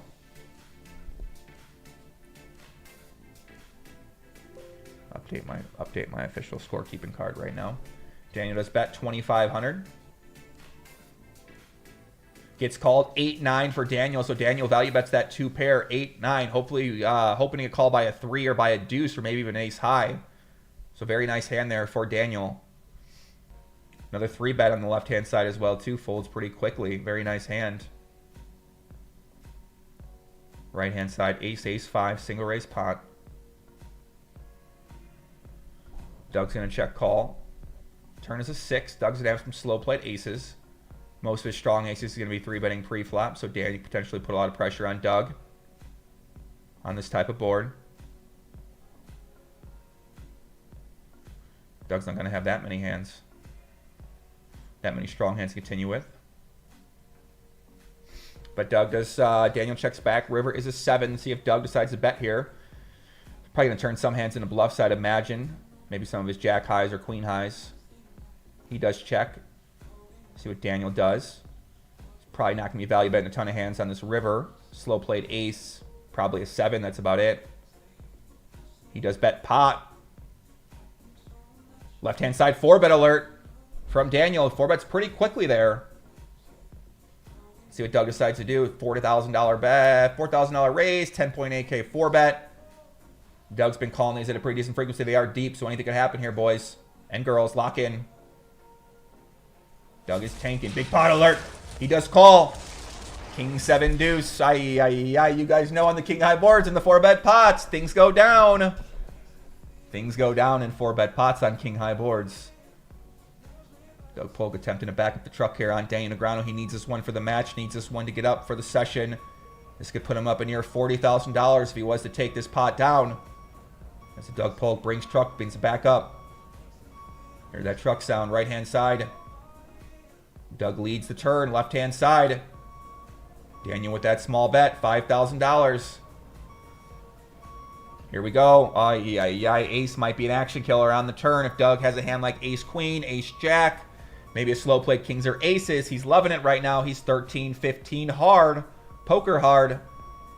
Daniel has a hand like ace-queen, ace-jack. He's improved now. Might check that back. If he has a hand like 9-10, might like that card. Might decide to bet. He does check back. River is a 4. So that ace might be killing the action here just a bit. Doug has a hand like a king. Don't expect him to bet. He does check. We could see Doug go for a delayed shove on this river. Or Daniel, rather. Right-hand side, a big raise from Daniel. He takes that down. Left-hand side. Daniel loading up for a shove. No, he does bet 2/3, 21,000. Doug Polk, if he's got a king, he's in a tough spot. If he's got a hand like pocket 9s, in a tough spot. If he has pocket 9s, he blocks those hands like 9-10, 9-8, those worst hand bluffs that Daniel might have. So Doug is in the tank right now. He's got a hand like king, queen, king, jack suited. He does call king 10 suited. He picks it off. The 10-jack offsuit, no good for Daniel Negreanu. Doug reads it correctly. King 10 of clubs for him as he takes down a $75,000 pot for Doug Polk as he pulls out the money. Back up the truck, kid. Aye, let's go, baby. Doug Polk, massive pot there, $80,000. Pull up that replayer.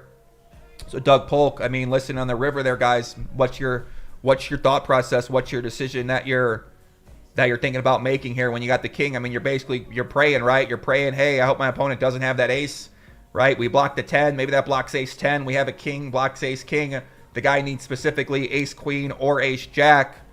Maybe he wouldn't do that with a hand like ace 9 or ace 8 4-bet in that pre-flop. So Doug Polk just decides, hey, this is one of those times I got to call. He gets right. $75,000 pot goes Doug Polk's way. Very, very, very nice call there by, Daniel had 10-jack offsuit, right? 4-bet that pre-flop. Little loose of a 4-bet. Of course, sometimes they're going to be doing that, but those are the kind of trouble spots you're going to get into. And, of course, Doug has to put himself in that spot to even be able to make the call. So well played there by both players. And Doug, the speeding car. The speeding car of Dan Negreanu, that Tesla. Wait, that's not a Tesla. That's not a Tesla. Is it? No, looks like a Tesla to me. Don't knock him out of the way. Looks like a Tesla to me. Here we go, right-hand side. What's happening here? Oh, my God.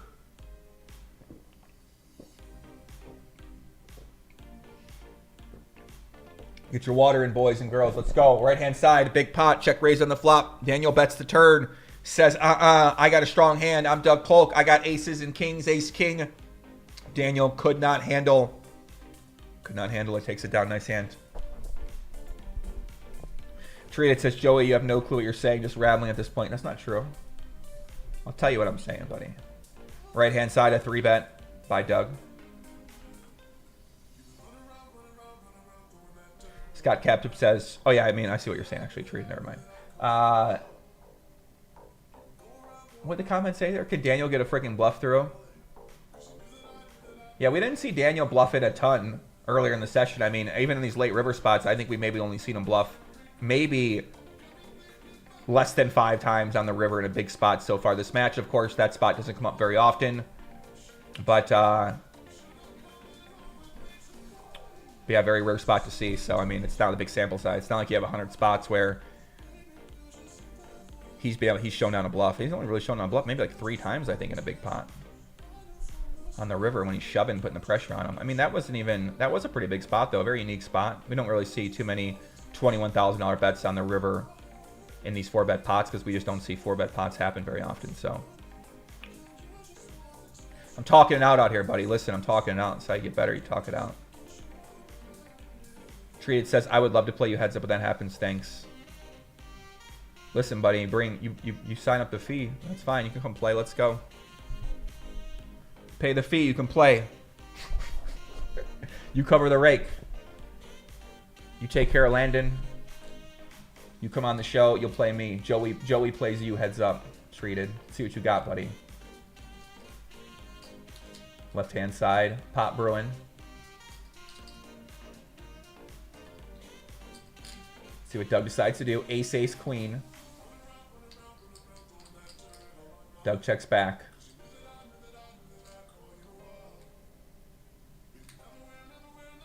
River's a 9.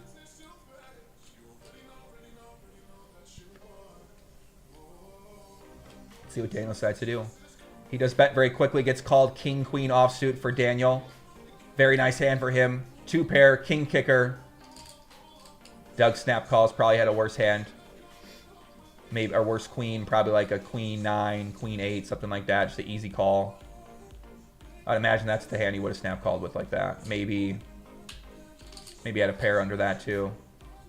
So normally he's been tanking even when he calls these rivers, so we don't see him typically insta snap call like that. Waz says, do you have any side bets? I got Doug at 3-1. Yeah, my bet on Doug is at I think I got a pretty bad price in retrospect, but I mean maybe not. You know, there's variance to see, and maybe I'm being results orientated, but I got it over plus 300, so it was like plus 350 or something like that. So Doug was a pretty big favorite, and yeah, I just thought the second half of the match that he'd be able to just keep piling the lead on. And I think what I didn't really know was I didn't really know whether Daniel, like how much better he could get in a quick amount of time, right? I think that's what I was unfamiliar with. 2 pair on the right-hand side. That's what I was unfamiliar with for a while. Like, how long would it take Daniel, who is a great Hold'em player but not a heads-up player, how long would it take him to be able to get to a point where he can compete with one of the best players in the world at the format, Doug Polk? And how long would that take? Would he be able to do it? Would he quit and lose enough money before that? So I was very interested to see that. And I think that what we're kind of seeing now is that, you know, it appears maybe he's figured that out, but also at least he can compete, right? The variance on his side, even if he's running well, but it still shows he can compete. So with the right coaching around you and the right training around you, I mean, I think it should motivate a lot of other people out there to say, hey, I could do that same thing too. So Daniel is sitting out one of his breaks as well as we go to G2 headquarters here. I just love this one, man. We have our student. Here's the graph to start the match. Doug plus $600,000 coming into the match. 15,850 hands total played. 25,000 hands is going to be the match. So they're playing about 9,000 more hands. They're playing Monday, Wednesday, Friday. I am broadcasting here on my channel as the holiday graphics are going to go off there. A scary lady coming out too. The Bill Perkins yacht. So yeah, guys, we've been watching this match here for a while. I started making my content again back in November. Started covering this match. Made one edited video since then on my buddy Chance Corneth, who's playing the Galfond Challenge against Phil Galfond. Unfortunately for those guys, their guys aren't getting much coverage of their event. They're playing high stakes. Heads up, Potman Omaha, the great game.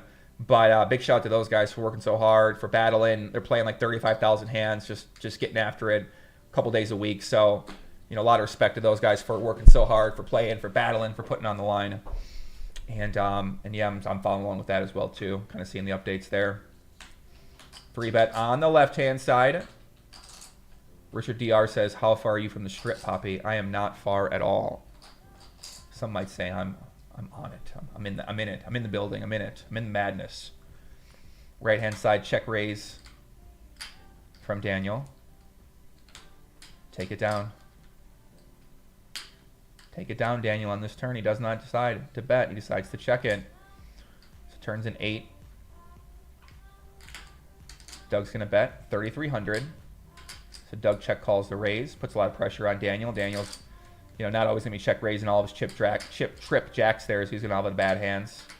That did not turn any equity and have to check fold. Maybe I shouldn't have took that edible there, huh? Things are intense. They're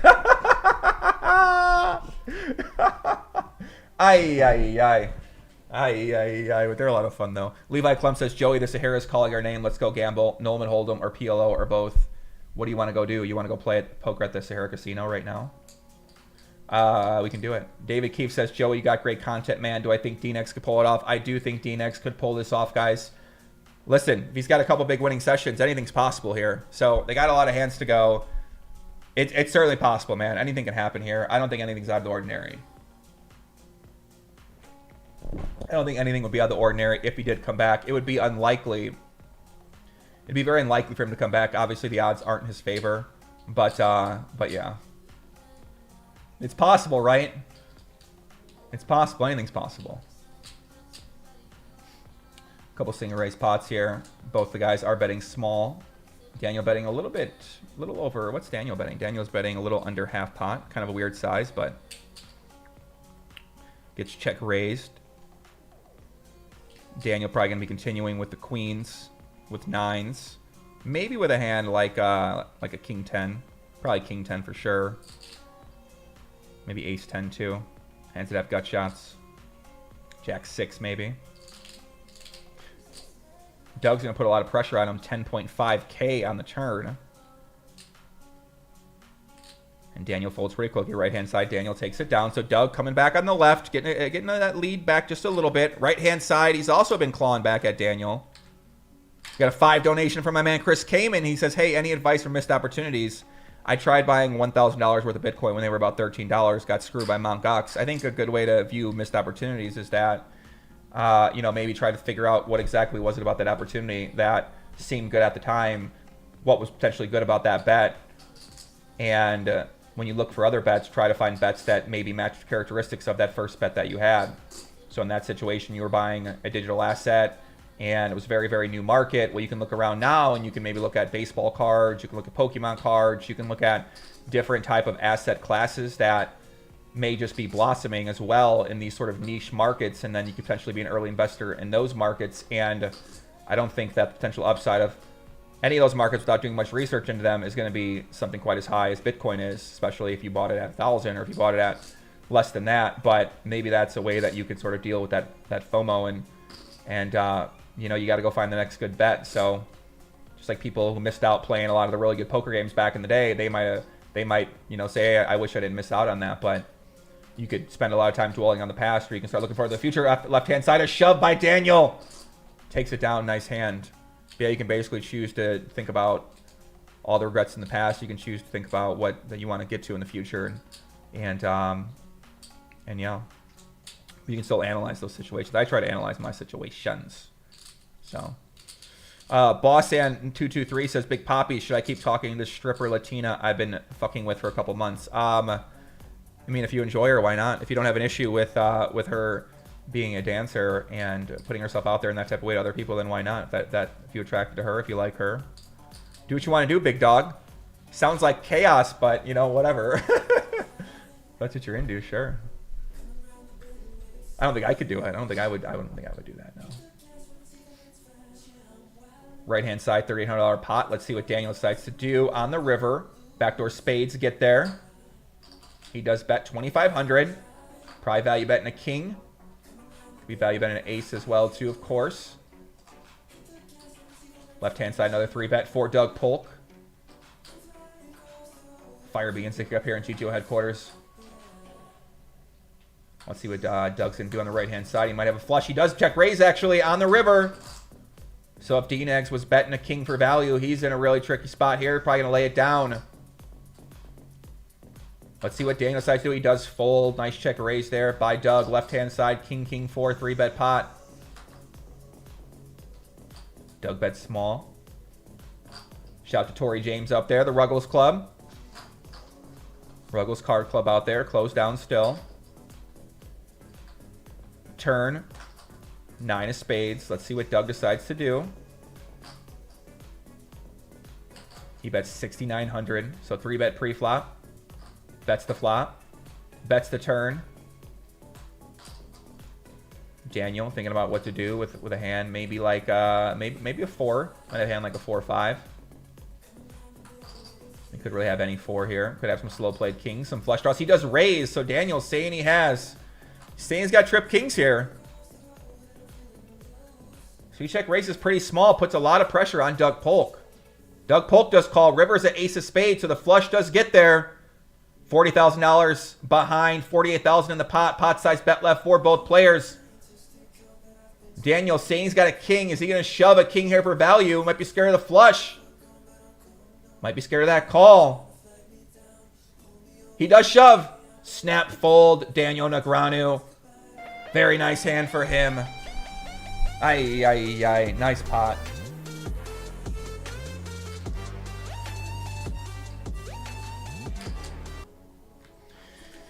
Team Daniel Negreanu very excited about that. Perkins, Helmuth, Daniel's wife, Amanda, they're all excited about that hand. Very nice hand there for Dan Negreanu, up to 92,000 on the left-hand side. That one hurt for Doug Polk.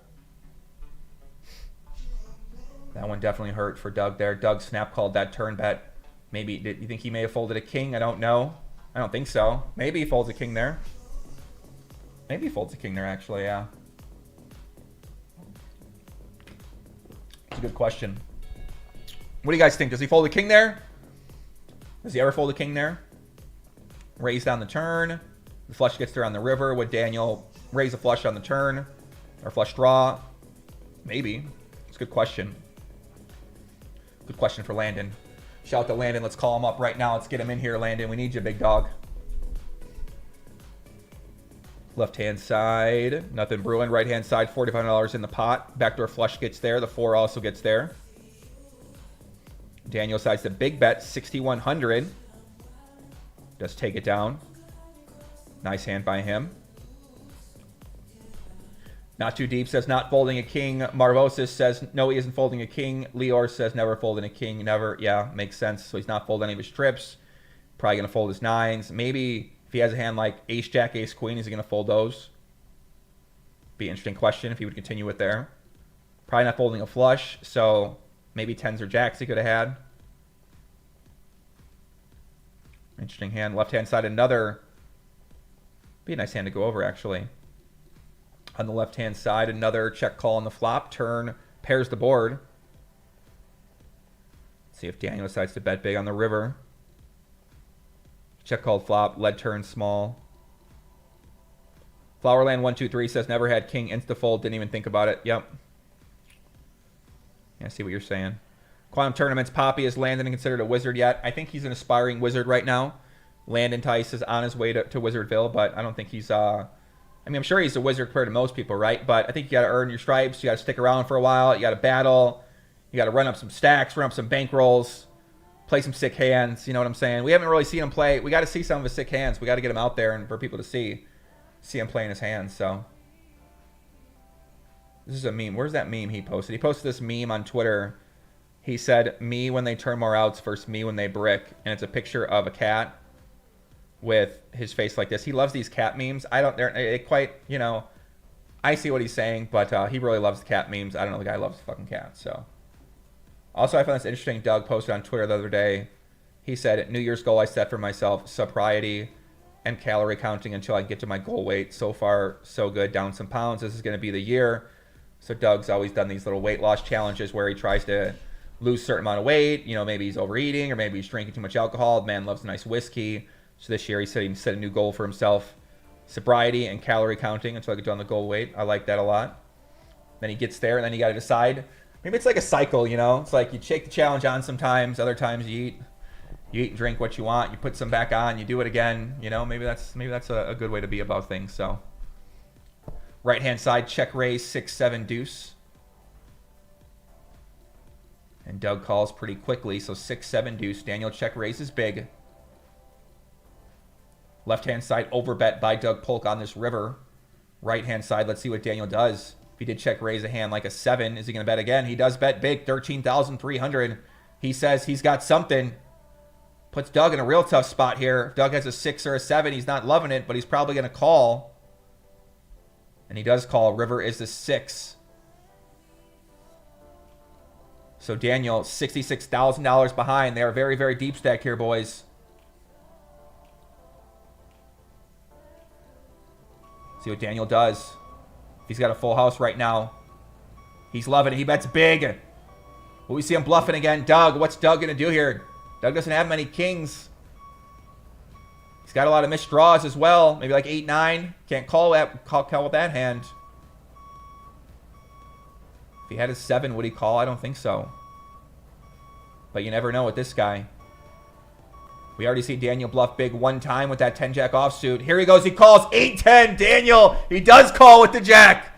Wow. $116,000 pot goes Doug Polk's way. Just a completely massive pot right there for the supreme leader. And wow. Wow. I mean, hey, we were saying, would he be able to call there with a 7? Indeed, he does call. Let's go to the replayer of the day here. What a hand played by Doug Polk. I mean, listen, that is a not a very pleasant run. I mean, the straights don't get there, right? So maybe you're a little happy about that. But man, I mean, that's yeah. Cannot believe. Oh no, the spaceship, the Doug Polk spaceship, shining on down. Left hand side, chop it up, chop chop. 8, both 8s for boys. Nice value bet there by D-Negs.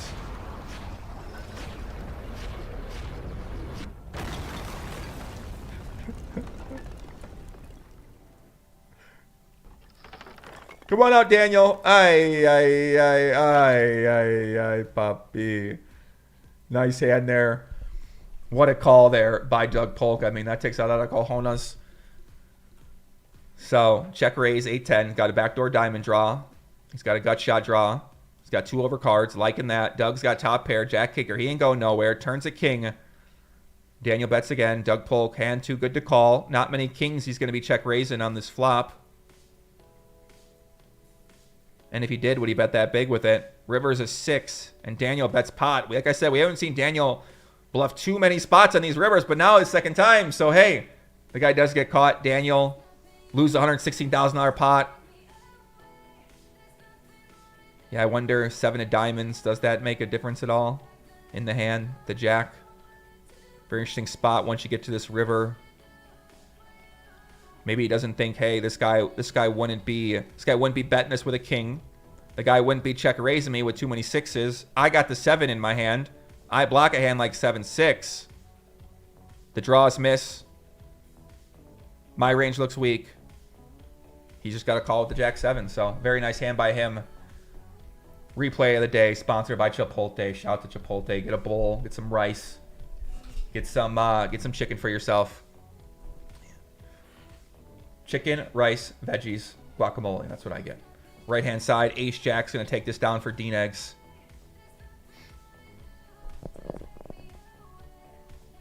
Chat's fired up here. Flower Lens says, Poppy, what are you doing after the stream? I don't know. I'm doing after the stream yet. I'm gonna hang out with Danny, but I don't know what we're gonna do. Maybe get some work done, work on some content, go out here in Vegas, maybe go grab something to eat, grab some sushi, baby, la la la la la la la. Right hand side, expect to see an overbet here by Doug. King, Queen, 6-4. That's one of those boards ripe for a big bet. See if he does go ahead and do it.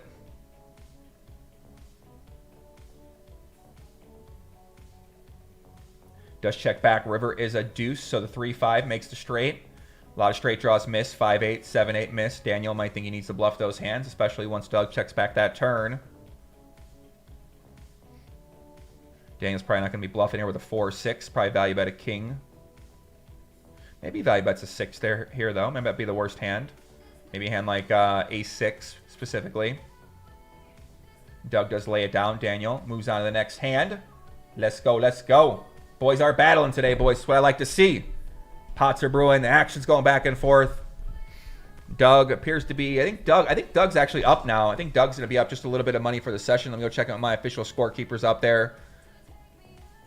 They'll be able to tell me where I'm at here with things. Yeah, I think Daniel's going to be... I think Daniel's going to be down about $40,000 right now. Let me update my scorecard. Doug Polk currently plus 40,000, yeah. Doug plus...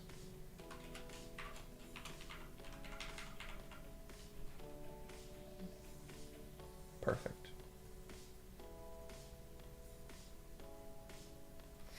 Right-hand side, or left-hand side, a big raise on the river here by Doug. Gets called, chop it up. Both players got the 5. Right-hand side, single raise pot, takes it down. Nothing to see there. So Doug currently up about $40,000 for this session. Trying to win 2 in a row here, trying to extend his lead. Eventually, if he hits a certain point, I don't think Daniel's going to be able to come back in this match.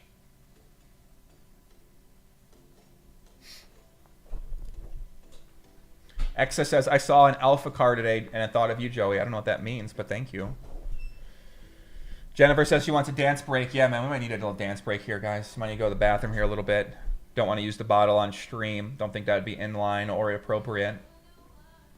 Maybe even get banned from YouTube or doing something like that. But yeah, make sure you guys stretch out. We're hitting that hour-and-a-half mark there, sitting down in one place. Got to move around just a little bit. Right-hand side, Daniel. Going to kick it up with a 3-bet. And Doug does lay it down. Another 3-bet on the left-hand side. Take it down, guys. I'm going to run to the bathroom real quick and turn up the music. Enjoy the action. Where's my gorilla at? Where you at, gorilla?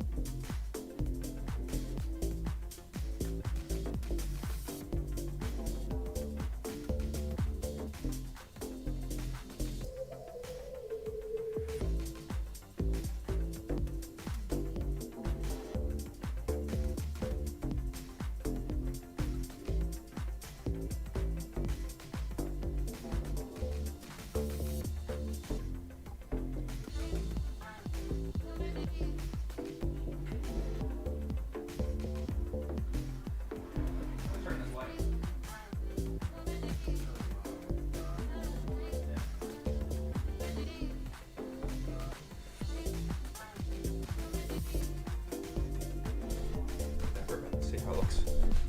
All right, guys, picking it back up here. Turn on the music. Turn on the lights. Turn on the sounds. 3-bet on the left-hand side. Queen 8-7 rainbow. See what Daniel decides to do here. Fire kicks up a little bit. Calm down that fire. What are you guys up to this weekend out there in the chat, man? This weekend, I'm going to be getting some, trying to take a little break from work. I'm going to be playing a lot of poker, studying a lot of poker as well. What about you guys? What do you guys got planned for this weekend? Are you guys in lockdown? Are you guys out of lockdown? Probably see some time with my friends, try to get outside, try to keep building my biz up here, building my operations, building my plan. Left-hand side 3-bet pot, Queen 8-7. Daniel check calls. River is a queen of spades. The cat jam begins to nod his head as well, too. See what Daniel decides to do here. Queen 8-7 rainbow. 3-bet pot. Daniel check calls. Turn is a queen. Daniel has to be liking his hand if he has a hand like pocket jacks or pocket tens. That's like this card. Does not check call, though. Takes it down for Doug Polk. $20,000 goes his way. Very nice hand. Very nice hand. The Blue Moose says, let's play tennis. I'm probably not going to play tennis this weekend. I'll probably do some more of my boxing training I've been doing. Been trying to work out every day. Daily movement, daily action. I try to post about my Instagram. Left-hand side 3-bet. Ace, King 4, 2 hearts.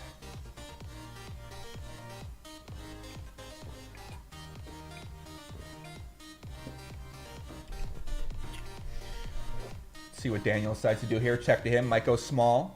Richard Shawley says, I like the shirt. Joey, no homo. Thank you. I don't, thank you very much. I don't think you need to add the last part. Right-hand side. A value bet gone wrong a little bit there for Daniel. Bet the 9. Gets called by the jack. Left-hand side 3-bet pot. Check, check, flop. See what happens here on the turn. King of spades. Manny Garcia says, Joey, greetings from Bangkok. How do you think you will fare against Negreanu and Heads Up Nolan Hold'em and Galfon and PLO Challenge? That's a good question. I would like to play. I'd play Daniel. I'd play Daniel Heads Up Nolan Hold'em. Why not, man? Especially later this year. Daniel bets small, 3,100 and 7,800. I wouldn't play this long of a match. I don't want to play over 2.5 months, but I'd do something over a few days. Right-hand side, 3-bet, take it down. Left-hand side. Do we really need that long to see, like, you know, the best, like, we got to prove the best player 100%? Like, I don't think we need to prove the best player 100%. You know, would you rather just know the best person is over 3,000 hands versus knowing who the best player is over 25,000? You know, even though there is more variance involved in that first 3,000, but you got to think about it for the match sake, for the fans' sake as well, too, and for the players' sake as well. It's unrealistic to expect everyone to want to play 3 months. But maybe it isn't. Maybe some people want to. But it doesn't necessarily make, I don't think, for the best fan experience at home if you're trying to follow along and you're trying to keep up with what's happening and that type of thing. Paul Bergen, $4.99 donation. So when you reach out to Richard Hart and get that interview in, baby, I don't know if you've noticed this, but I haven't done any interviews since like September. So the first interview back probably won't be a cryptocurrency guy. It'll probably be a poker player guy or a poker player girl. But I appreciate the suggestion. So KJC says, oof, tried watching another stream of this. What's wrong with these other streams? I don't understand. Seems like people like Doug, people like Daniel, they got people on there that are speaking. I don't know what's wrong with the streams. I don't know. Right-hand side, Doug's going to bet the turn, 1,644. See what Daniel decides to do. King 4-4 deuce. Daniel probably check raising very often here. Maybe check raise a hand like 5-6 if you check call with that, but he might check raise that on the flop. He might not even have that on the turn. So see what Doug decides to do here. 6,124 in the pot. Left-hand side, Doug bets and calls. Turn is a tens. Doug might go for a big bet. He does go for a big bet. 4,200. Right-hand side goes for another big bet on the 10. Wonder what the hell you do this hand with. This is a pretty interesting size to go this big, especially once you get check called twice. Probably doesn't have any diamonds and maybe blocks the king. Maybe like queen jack offsuit. Would he do that with queen jack offsuit? No diamond. We're not going to see. Takes it down on the right-hand side. I'm trying to think what hands he's be bluffing there with, right? We know if he bets for value, he's probably going to have a hand like a 4 or maybe an ace-king. So I'm trying to think what kind of hands would he bluff that size with. Maybe we do it with You know, like a 5-6 as well, or 3-5 as well too. Left-hand side, a bet and a call on the flop. Turn is a 3, and Doug's going to lead it out. 3-bet on the right-hand side. Richard Gillingwater says, Joey just joined the stream late, so may have mentioned it, but did you see Doug's tweet about Hellmuth? I actually have it right down here. Bum, bum, bum, bum, bum. Let me put it up here. Here we go, left-hand side. Doug leads the turn, gets raised, calls it. 3-bet right-hand side, left-hand side. Daniel says he has a 3. Let's see what Daniel decides to do here. Let's see what he decides to do here. He bets 12.4K, says he's got a 3. Do you believe him? I don't. Right-hand side, 3-bet by Daniel. Left-hand side, Doug Polk with a decision to make. Smoke starts to build up. The cat jam's nodding his head in the corner. Shout to Landon in honor of Landon. Right-hand side, 3-bet call. King, queen, queen board. Left-hand side, all in! Doug says he's got a straight or a full house. Or he's got a bunch of Doug Polk dog. Daniel doesn't snap call. What is Daniel thinking about if he's got a 3? Maybe he's got a hand like a king 3. Maybe he's got a hand like a king 3. Trip 3's in a tough spot. Right-hand side, a bet and a call. Turns a 10. Left-hand side, Doug Polk backing up that truck on Dan Negreanu, looking to extend the lead for today's session. Doug Polk says he's got a hand like a 10-3, maybe like a 7-9. Would he do this with 7-9? You think he might? Trying to target a 3 out of Daniel Negreanu. Wrong one. Daniel's in the tank right now. He's probably got a 3, it looks like, out here, boys. Doug Polk looking to extend the lead. Looking to fire a rocket ship. On to Dan Negreanu. What's going to happen? Dan Negreanu's in the tank. Right-hand side. Check, check, turn. Bets river. Left-hand side. Daniel. Maybe he's just flipping that coin. What does he want to do? What are you going to do, Poppy? I think he's going to call him with a 3. He's going to hero call him with the 3 here.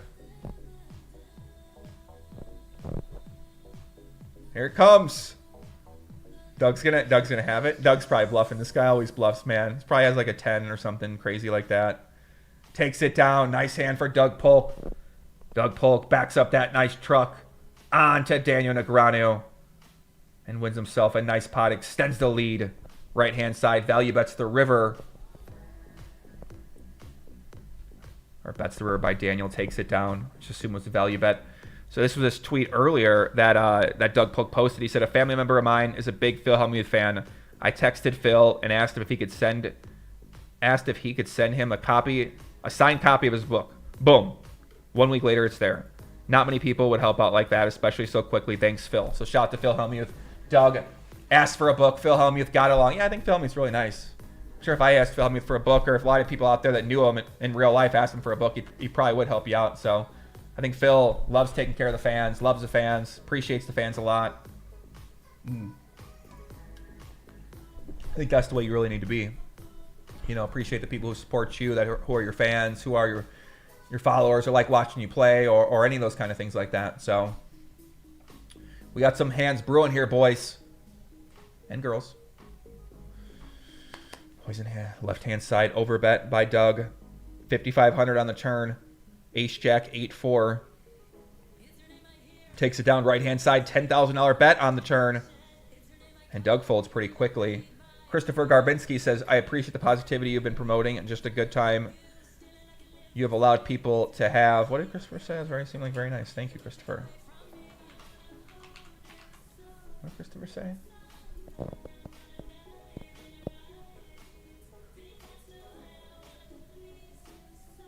He said, I appreciate the positivity you've been promoting and just a good time you have allowed people to have on your stream. Refreshing to see someone without an unset agenda. I appreciate you, Joey.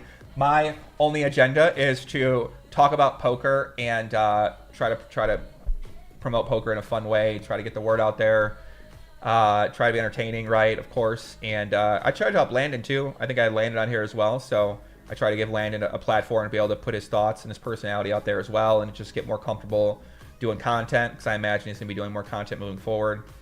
And yeah, I mean, my agenda is kind of to promote poker in a good way and and show the hand, show the story, show the events taking place. Like, I've always loved the events, and this has been a very attractive thing for me to see these people like play high stakes and battle and go one-on-one. And I've always really, really loved that aspect of playing poker and of watching poker and being a fan of poker. So I always just think like, hey, you know, I'd be a good person to do these events because, like, you know, I just really enjoy them. Like, I really care. I have a lot of fun watching them. So I'm happy that this is event. Like, can you imagine me covering the World Series of Poker sort of thing like that? You know what I'm saying? So this is like the first of many events that I'm looking forward to kind of being a part of, or adding my excitement to, or energy to, or passion to. And, you know, just, yeah, I'm really excited to see what happens moving forward here as I try to merge more of a playing and, you know, media commentary sort of stuff like that. And as the landscape of the poker world starts to change a little bit here.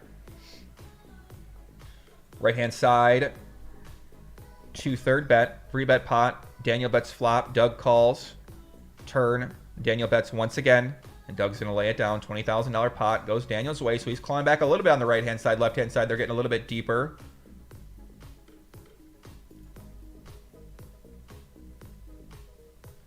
King deuce for Doug Polk. Nice value bet there on the river. Frankie S says you should get a graphic of a dog dropping a hot one on the table when Doug is bluffing. I don't know about that, buddy. Not sure about that one. John Bond says, Poppy, do you think Jason Somerville will get back in the content game? I don't think so. I think content is, content's really, really draining for a lot of people out there. And once you lose the love of playing the game, it's really hard to get yourself to do content all the time. So, yeah, I think with Jason, maybe he's already has the business in order. And also, once you get to that level of notoriety, you kind of put yourself in a position to be able to find business for yourself for the foreseeable future because of the contacts and network that you've made through that process. So he might not feel like he really needs to come back and stream because, right, like you don't, it's not like for what, right? Is it a better business opportunity than something else you might be able to do? Because in the process of building a Twitch or building a YouTube channel, you learn a lot about the marketing game and the content game, and you tend to know a lot more than most people are going to know about those things because you have hands-on experience doing it. Therefore, that makes you a valuable asset to other companies who are looking to promote their products or their services. So I think with Jason Somerville, he's in a great position where he has the success, he has the ability to work hard, to learn anything, and for him to come back and stream poker content specifically would have to be a really good deal or an exclusive period of time, or he'd have to fall back in love with the game. So that's sort of what I see related to Jason Somerville on that front of things. I like that answer. Poppy, where's Landon at? Landon is in Florida right now. We did listen, if you guys missed, Landon did play one of the biggest pots of his career. By one of the biggest pots, I mean the biggest pot. 5,100 last night. Pocket Queens versus Ace King versus Sevens. Landon, the podcast run goods on his side. But yeah, he's posting on his Twitter page at Landon Tice and on his Instagram at Tice Landon if you want to follow him still while we're not here. But yeah, $47,000 pot for the kid. Very happy for him. Left-hand side overbet by Doug Polk takes it down. Definitely not overbetting enough, it seems, here.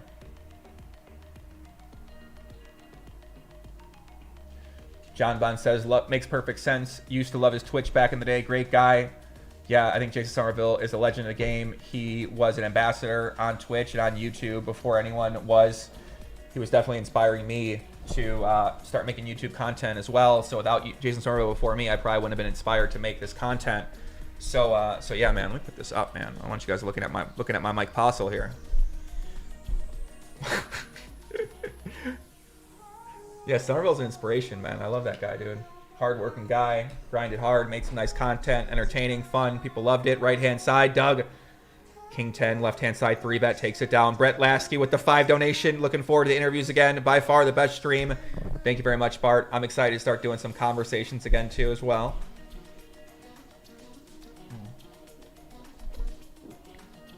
I think they're going to be very, very valuable. And I think it's going to be a lot of great content in terms of how to structure your life, think about your life in a way to have success. And, a lot of what I'm going to be touching on is combination of poker, combination of finance, investing as well, too. Ways to grow the income that you make from poker, ways to grow the income that you make from any sort of job or any sort of exchange in time. So I want to work that more into my content. Vegas as well, you know, sort of the fitness lifestyle, healthy lifestyle, GTO sort of lifestyle, kind of success, being good at poker, being good at other things that you try to do. And, you know, hopefully we provide value to people out there with our podcast and poker and outside of poker. So kind of what I was doing before. That's the goal. I'm going to get back on with that. Very excited for that to start back up. Nervous a little bit, but excited to get started again. Right-hand side, 3-bet. Queen. Why does this guy want me to pour water on myself? Sean Reitman, if you donate $50, I'll pour a slight amount of water to on myself right now. I'm basically like an OnlyFans girl, but instead of showing you my body, I'm just going to pour water on myself for you to give me 50. So, right-hand side, 3-bet by Daniel. I shouldn't have said that. 3-bet by Daniel. Doug calls. Flop Queen Jack 6. Daniel bets small. And Doug calls. Turn is an 8. So Doug might have a hand like a Queen 5. Probably has all queens, all jacks in his range here in terms of what hand's going to be continuing with. Maybe some 6s as well. And have some 9-10s, some slow played Queen Jack offsuits as well too. Gonna put pressure on D-Negs here. Takes it down. Sean Reitman, I call your bluff, buddy, or what? Where are you gonna do, man? How much money would someone need to pay you to pour water on yourself during a live stream for 2,000 plus of your favorite people? Ace 7 on the left-hand side.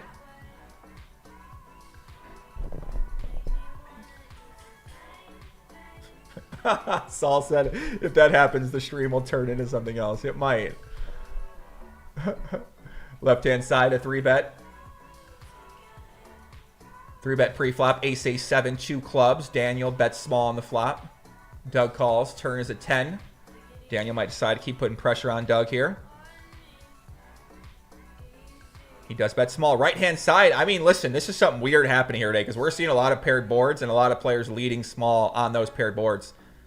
Left-hand side, a bet and a call on the turn. River is a 9. So clubs do miss, but both players certainly could have an ace. Right-hand side, Daniel bets the turn, gets raised, and calls. Left-hand side, 9-8 offsuit. What the hell? You let this guy win a 9-8 offsuit, Poppy? Come on. Wow, that's a very interesting hand. Right-hand side, overbet by Doug. He says he's got a full house or 7-8 or 3-7, or he's got Mexico.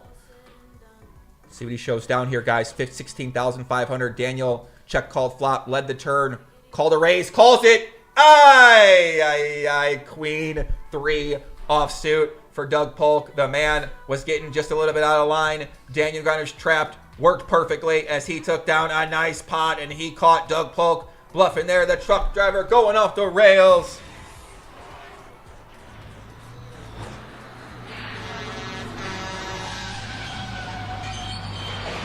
Ay, puppy. Doug.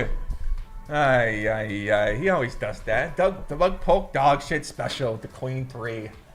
My man can lose a lot of money like no other with hands like Queen 3. He really can, dude. Doug Polk is inspiring when it comes to playing the Queen 3 offsuit. He really is. He really is. Brian Cox says, Joey fans, white t-shirt contest. Who's in? I'm not doing no wet t-shirt. I'll be the judge of wet t-shirt contest. I'm not being in the wet t-shirt contest, okay? Right-hand side, here we go. There's $3,800 bet by Doug. Ace 8, 7, turn 10 of hearts. 9 Jack makes the straight. 6-9 has the straight. Daniel lays it down.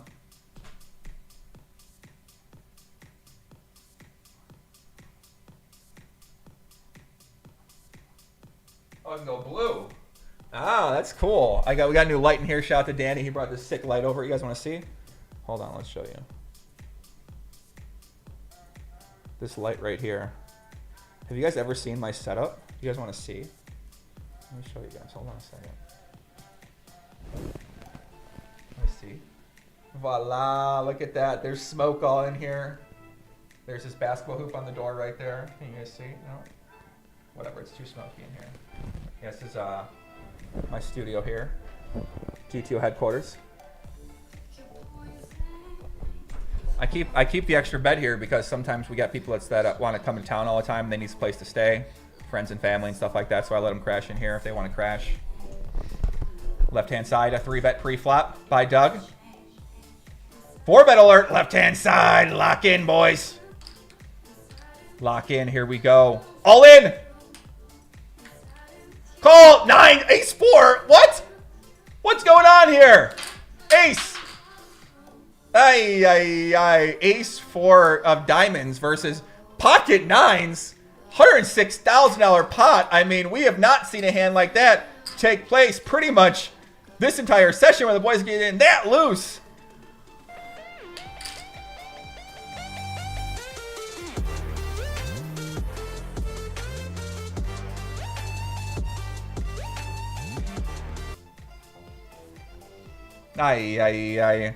Doug Polk loses the $100,000 pot with ace 4 of diamonds. Don't know exactly what's going on. My man Bill Perkins loved that, though. Flying by in the Dyward Zero Jet. Shout out to Perkins, the head sponsor of these streams right here. I don't know what the hell that was, guys. That was a real weird hand. We have not seen ace 4 suit. I mean, we ain't seen that yet. We ain't seen that little Vanessa Selbst kind of move right there. 3-bet on the left-hand side.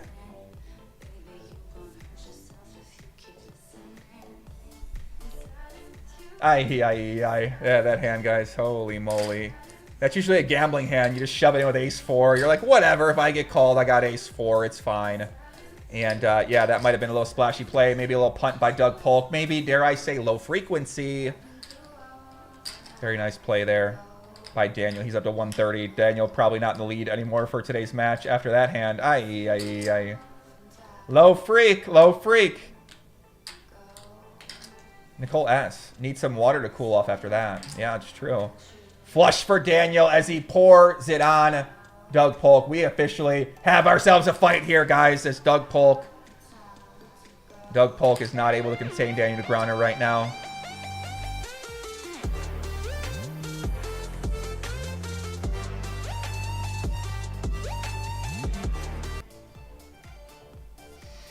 Anytime you start seeing that casket and Bill Perkins and Phil Hellmuth's face, you know it's not going well for Doug Polk. Daniel Negreanu extends the $147,000 chip stack on that left-hand side after a couple big pots go his way. Right-hand side, Doug still has the lead in chips, $130,000 in chips. And Doug attacking this board, 8-6 deuce, takes it down. Nice hand. The young man is definitely speeding right there. Doug Polk getting a little bit out of line. As yeah, these last couple of hands. I mean, ace 4 diamonds. I just don't know. I mean, ace 4 diamonds. You know what I'm saying? I thought it was ace 5. Ace 4. They're just shoving in with ace 4. Andre Benoit says these graphics are amazing. Thank you, Andre. I'm literally just getting started with graphics. I have some custom ones coming as well. I'm gonna be making graphics for everybody, so we're gonna have some real sick graphics coming up here. I'm basically spending all the money I'm going to make on graphics. Something like that. Right-hand side, Pots Brewing, 17K. Let's go. And by all the money, I mean probably not, but I'll be reinvesting it in just sicker graphics. Left-hand side, overbet. Right-hand side, 17,000. Left-hand side, Jack 9. Doug Polk gets a little bit back. Let's go, Poppy. 15,700. Right-hand side, 17K in the middle. We get a punt graphic. We can absolutely get a punt graphic. 10s for Daniel. Takes a little bit back himself. Nice hand for Doug. Or nice hand for Daniel, actually. So Doug gets back a little bit on the left. Daniel gets back a little bit on the right. 3 bets instantly. He's fired up. Left-hand side, a big bet on the 8-6 deuce. 2 spades gets called. Lewis says, Rob Young is my idol, and I'm buzzing for him on stream. Let's go. Thank you, Lewis. Thank you, Lewis. Right-hand side, 3-bet and a C-bet. 9-7-3, 2 spades. Daniel does call. Here we go. Could you see something big here? Big pot energy starts to brew in. Big Poppy energy. The magical game of Texas Hold'em is underway. $15,000 bet from Doug. He's saying he wants it all on the river. He's saying he wants it all on the river. We know Doug Polk bets big on the turn. He bets big on the river. All in and a snap fold by Doug Polk. Dan Negreanu putting the pressure on. This guy's getting a little out of line. We felt the big pot energy brewing there, boys. And indeed, we did get a big pot.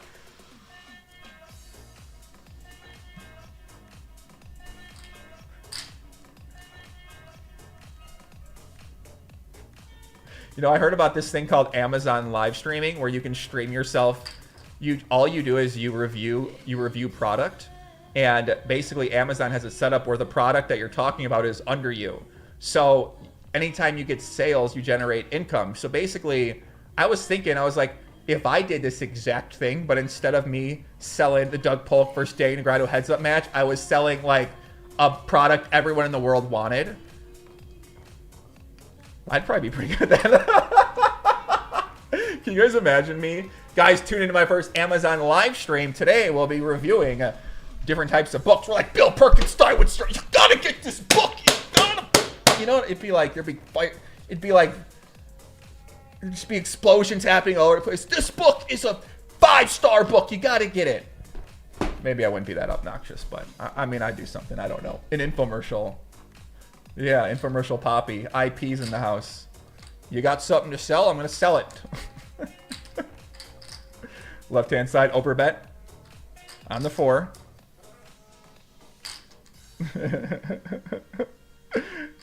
You're the as seen on TV guy. You'd be good at that. Yeah, it's just like this overexcited, like passionate, energetic sort of approach to that. I don't think I could do it for all those different things, though. Unless I really liked something, I could do it, but... You could sell sand to an Egyptian. I don't think so, man. I gotta really like it to sell it, you know. That's why I don't promote many people or many things, is I really gotta like it. Like Die with Zero, that mindset changed my life in a lot of ways from Perkins, and just Perkins, you know, really changed my life in a lot of ways and just been so nice to me in terms of sharing wisdom and his time over the years. So, you know, that's why I would reach out to him, want to work with him. Guerrilla Gaming. Glenn was the first person to ever give me a commentary job years ago, even though I never even thought about doing commentary back then. But when I first started doing my podcast and I started doing my show, so yeah, I like to support people that supported me over the years, and you know what I'm saying. So that's sort of how I look about partnerships or marketing or advertising or business or collaborations, and that's why I've really never signed with Poker Site, because the only site I really would have signed with was Poker Stars, but they kind of you know, they had a moment in time. Unfortunately, so. But with that said, I think they're still doing some pretty good things, so. The nostalgia in me would make me want to sign with Poker Stars, but I don't know. I don't think I want to. Right-hand side, let's see. Left-hand side, 3-bet. We got something brewing here. The jet flies on by. Dude, I need to get a private jet. I think that's what it comes down to. And by that, maybe you need to find someone with a private jet. Just use their jet. $18,700 bet on the pot on the left-hand side. Why don't you update results? I will. I just have to check with my guy. Here, let me update the results for this guy. You're right. You're right. You got to update the results. Good point, Poppy. Let me go check it. Hold on for my official scorekeeper. Hold on a second. Let me type in the Discord chat. Looks like Daniel's up about $50,000 right now, guys. So Dan Negreanu currently up $50,000. Up about a buy-in and 1.25 buy-ins. Fuck me.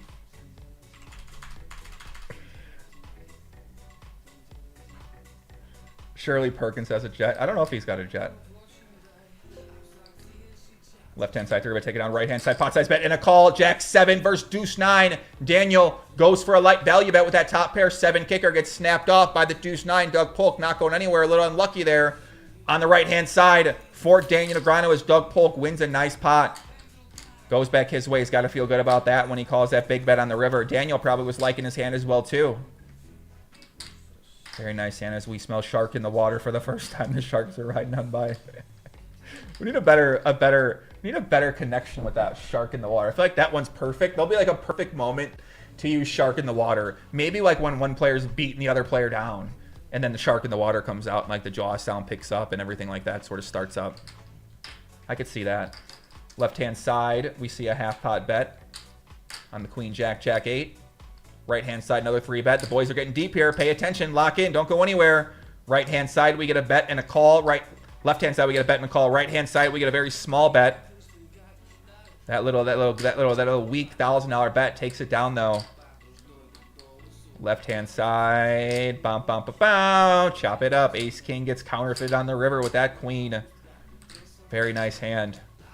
Just remember, guys, at 800 likes on the video, this is how apparently how my coach says to structure my giveaways. We are going to be giving away a Die with Zero book and some Apple iPhone earbud headphones. You know those wireless ones? I'm giving out one more pair of those because I gave away those last time and I really liked that one. People were excited about that one. So I'm going to give away one more of those. Maybe I should really reach out to Apple and say, yo, do you guys want to sponsor something here? Can't hurt to ask. Fuck it. I'm in this app called Clubhouse. You can probably find someone from Apple on there. I was in a poker discussion last night on this app called Clubhouse. It's like an audio only, sort of like dinner table discussion type application. And the people talking poker had no fucking idea what they were talking about. So I was like, oh my God, I can't, you know, they're just like, yeah,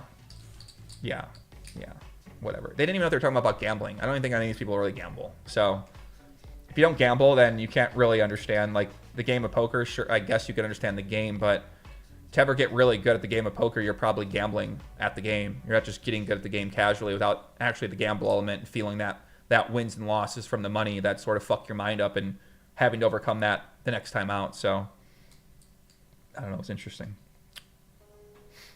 It was an interesting discussion. Very interesting. Right-hand side, 3-bet pot, 7,400. Like a real family dinner. It really was. Right-hand side, betting a call and 3-bet pot, 7 on the turn. Straights get there. 6-9, 4-6. Make that straight. Certainly could be there. My man Rob Young in the chat. Rob Young, like I said, going to be on the stream next week. We're going to try to get my guy in here doing some commentary. Landon just left today. Rob Young. Going to get my man Rob in the booth. Avid high-stakes player, grinding all the time, working hard. His casino's been closed down since March. Unfortunately, dusk till dawn. Partner of Party Poker as well. My man. Right-hand side, 34K in the middle, guys. Here we go. Does Daniel, is he going to value bet a ace-queen, ace-jack here for a big size? He does check it over to Doug. Doug bets 23 very quickly. Does Daniel have enough strong hands here to call? I think Doug's full of it, guys. That big bet smells like dog shit. Nah, that would have been perfect. We had a bluff 7-8 suited. $80,000 pot goes Doug Polk's way as he gets one back right there from Daniel Negreanu, the supreme leader. Let's take a look at that hand one more time as Daniel goes to sit out. So Doug Polk with the 7-8 suited. Calls a 3-bet pre-flop. Very fine hand to call with. Calls a small bet on the flop. With that middle pair, backdoor straight draw, turns the 2 pair. You know what he's getting. Rock poker hard, just a little bit here, facing a big bet. But he decides not to raise, just call. River is the king. And he bets pretty quickly, 2/3. It smelled like bluff. Maybe it was reverse psychology, right? We would have thought he was bluffing, but they started to say, oh, we're bluffing, but really, he's got the good hand. I mean, that makes sense. Like reverse psychology that some people do. Especially me, my first instinct would have been like, oh, he's bluffing, right? And then he throws in some value, but whatever. Daniel's sitting out here. We are live here from headquarters in Las Vegas, Nevada. Look at this beautiful, beautiful strip here. I gotta get another video of this. Loving it, loving it, loving it, loving it. Aye, don't come back exploding. Aye. Yeah, guys, Daniel's sitting out doing his normal sit-out move. We are live on YouTube. Thank you very much for everybody for tuning in. All my people in the chat, don't censor me. Barry, Fred, Danny Hendon, Googs, Rob's out there, Jennifer's out there, Nicole's out there, Steven, Stereo, Poppy. Been a big fan since back in the 2+2 days. Never forget the epic 30 days prop bet. I certainly do not forget that epic moment in my life. That was a lot of fun. And I do appreciate y'all for tuning in. Daniel's sitting out. He'll be back in just 1 second to continue the match. And there he is. He does sit back in. We see him take these breaks every about an hour. But yeah, man, if you are tuning in, thank you very much for watching. Love you guys very, very much. And, you know, this is, like I say, this is one of my favorite things to do. I'd stream poker every day if people wanted to watch it. You know what I'm saying? I love watching poker. I love talking poker. I love streaming poker. And I probably stream fight breakdowns all day, too, to be honest with you. I'd stream a lot of things all day long. I'd stream my learning all day long if people want to see that. But I don't think anyone wants to see me learning, so I don't know. But yeah. Getting off track, but point is that thank you guys for tuning in. It means a lot to me. The support means a lot, and you know, I keep making this stuff because people do want to see it, and so people want to see it and keep doing it. Let's get after it. Let's get after it, man. Right-hand side, 3-bet and a bet. Doug bet fast again. Is he using a bot or something like that? I don't know. He's kind of switched up his speed maybe there. So he goes small bet on the right.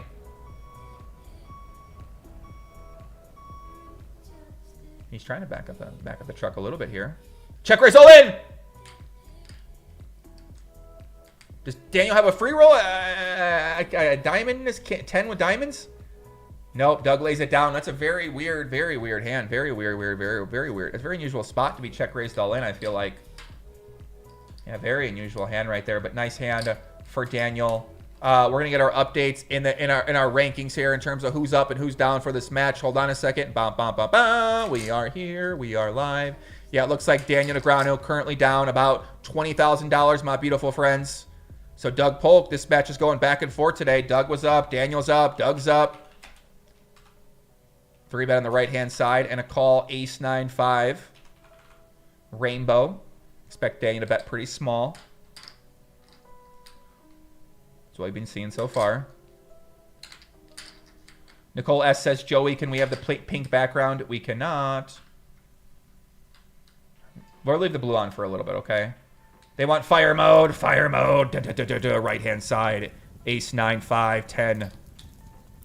3-bet pot. A bet on Daniel on the flop. Doug's going to have some aces, some 9s, 7-8s, 6-7s. He checks back turn very quickly. River comes down. It's the 10. Backdoor 10-jack. Backdoor queen 10. Let's see what happens here. Maybe Daniel goes for a big bet. 12,000 in the middle. 3-bet pot. Bet on the flop. Check on the turn. He bets small. Block bet. 7-9 versus king 9. Chop it up. What a disrespect to fire mode. What a disrespectful hand to put in fire mode. I'm sorry, guys, for disrespecting fire mode like that as the big pot energy builds back up here.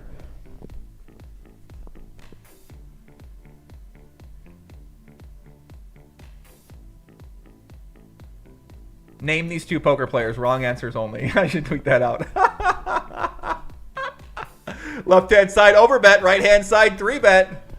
Left-hand side overbet takes it down. Nice hand. Right-hand side. Let's see what does. You guys are getting me all excited for nothing, man. Isaac Palmer says, it's been a great session. Loads of interesting spots. Wild hands and swings. Rail heaven. Listen, man, this is as high stakes of action as we're going to get right now regularly to watch, man. So this is kind of what we have here. The GOAT, Jerry Yang. This is the highest stakes I feel like we got going on right now. We got tournaments out there for big prize pools. We got a lot of cash games, but the boys battle at 200, 400, right? It's about as high stakes as a show you're going to get regularly. Luke L says, twig arms. A little bit, yeah. I'm looking a little small there. No doubt about it. I could have been bigger. We had a little side. Look how wide those shoulders are. Wide. Young Poppy. Wide shoulders. Miranda says, Joey, you're the only one I watch. Super cute and funny. Thank you. All three of the ladies in the chat enjoying the stream today. Thank you very much. Left-hand side single raise pot. A check and a call. Turn is a 3. Mike Dentali with Scotty Wynn. Doug Polk and Daniel Negreanu.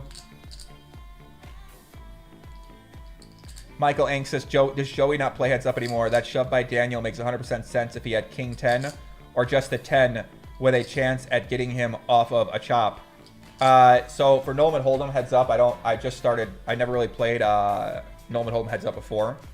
So I've been playing PLO, the Pop Minimum, the great game. That's mainly what I've been known for playing the past maybe 9 years. So before that I played Hold'em, but 9 years off, a long time to wait. So I started learning during this challenge. I've been studying Nolan Hold'em heads up, and we're getting better at it. But obviously we always got a lot of work to do up there, and that's what we're doing, man. We're in the lab, we're studying every single day. Been posting some of my study sessions on Instagram, on my story. But yeah, I'm excited. You guys let me know. You see something I don't see. You see something you want to let me know. Give me the information. I'm not like those other streamers out there where like you tell them you tell me I made a bad play. Like give me some reason why, right? Like you tell me I saw something wrong here. Give me a good reason why, right? Give me what you got. I want to know what it is. I'm not going to get all fucking emotional and be like, the guy said I'm a bad player. Like, listen, we all got work to do, okay? We all can get better in spots. We all can improve at things. And, right, like, I'm pretty aware of that. Now, of course, you don't want to be called a fucking idiot all the time and say this guy doesn't know what the fuck he's talking about all the time. But to me, that is like, for me, it's like, oh, well, maybe I should learn what they're talking about. So, I sort of look at that differently as an opportunity to get better. But if you're like depressed and it's going to hurt, you're probably going to want to, like, you know, really be sad and upset that people are putting you down and calling you stupid and saying you don't know what you're doing too. So I got a kind of different mentality when it comes to that type of stuff. Right hand side, instant. Doug Polk is not fucking around today. He's check calling instantly. Here we go. Here we go. Check called instantly. River is a jack. 8-9's possible. 8-9's possible. Daniel might decide to bet big here. Might put the pedal to the metal. 14.8K. Rob.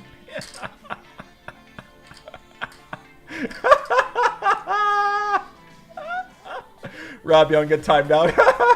Rob can stay. He's just trolling. But maybe seriously about some things too. You never know. Peter said GTO pros are proving how unsolved Nolan Hold'em is unless you're Linus, who is a solver. Yeah, I mean, listen, I think there's a long way to go for a lot of these people to be playing optimally. So everyone's got a lot of work to go, man.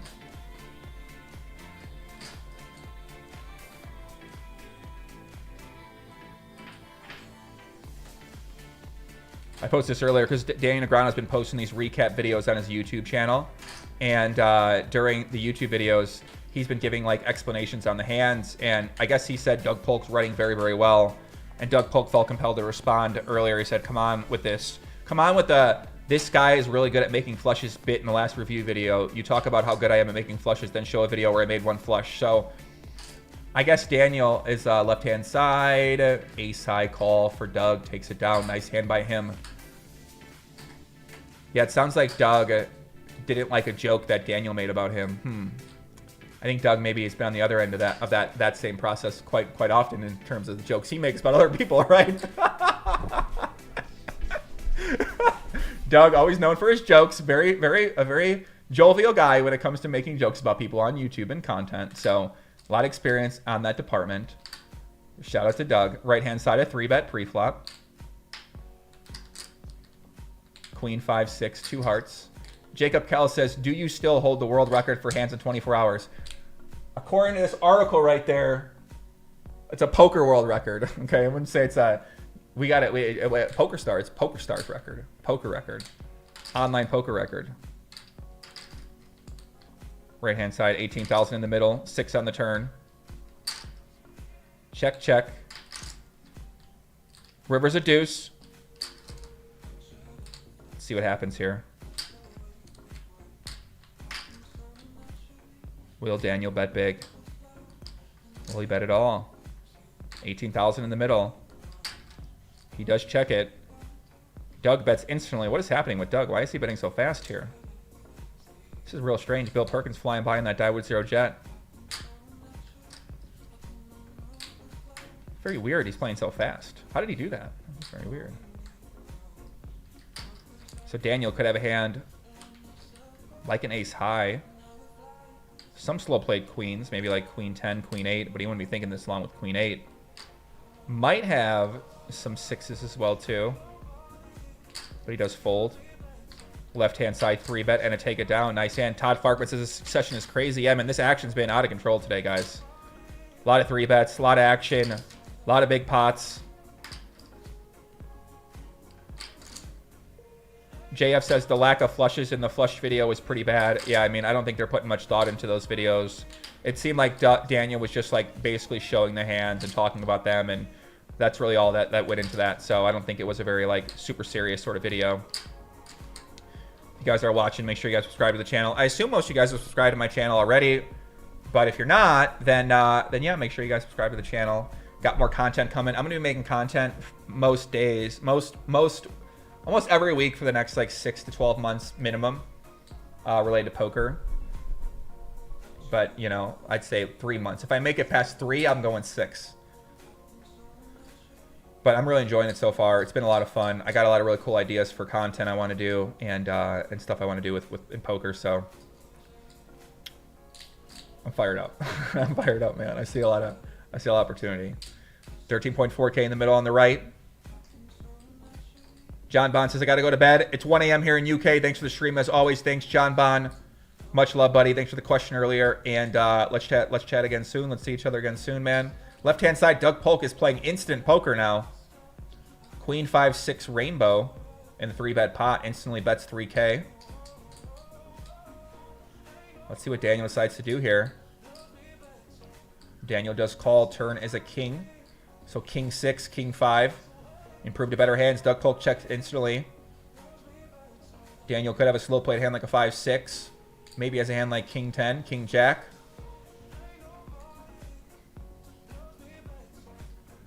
Right hand. Why is Doug playing so fast for him? What is going on? This is real strange, guys. Left hand side. He doesn't instantly check that river. He does bet 8,900.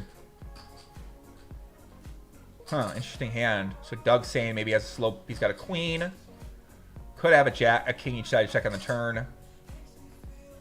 Right hand side. Doug's going to take this one down. 2-pair, king kicker, queens and 10s. Play the board. Left hand side, a king 3 offsuit for Doug Polk. $31,000 pot. Goes his way for the supreme leader with the king 3 offsuit. Very nice hand for him. Yeah, so you guys see they 3-bet these hands like king 3 offsuit. Very, very bad hand. Very poor seeming hand. But they like to 3-bet those hands a small percentage of the time. So Doug indeed did have the king. That makes sense. That seems like the kind of hand he would show up there for value. Maybe sometimes betting a queen jack. One of his weaker kings maybe on the turn, and then he's going to have some bluffs as well too, I imagine, instructing his range in that sort of fashion. Someone said Joey painted his room blue. Is this guy trolling me or what? No, my room's not painted blue. It's just a light. It's a light Danny brought over. Danny, where'd you get this light from? How much does it cost? I want to buy it. 100. We got to get one of these lights. These lights are cool. They make me stand out so much more. It's very interesting lighting setup here. See, there's like these little tricks about content, right? About lighting, about how you set up the background, about how you work in the background to your stream. I think there's a lot of room for improvement in terms of like my setup here. I mean, listen, I got a picture of a knight right there, right? There's no way this is the GTO background to have for any live stream of any kind. So if anyone wants to work with me on creative or direction, let me know, because I certainly can always do some work with that if you got experience with Twitch or YouTube or live streaming in general or events in general too. Right hand side, small bet with queen 5. So Daniel once again goes for light value, attempting to get called by a jack. Also blocking. Nice hand.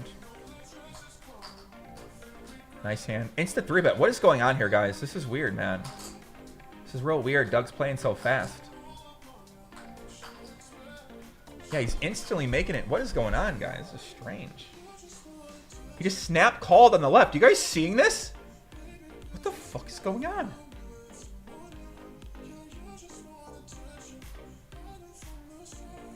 Can someone else tell me you guys are seeing this? Maybe you got some new speed buttons or something like that. It's a little weird though. Right hand side 3-bet.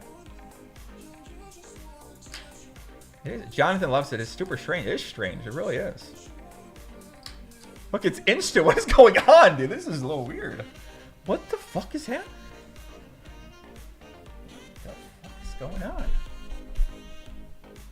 Guys, is everyone else seeing this? This is a little weird. I mean, maybe I...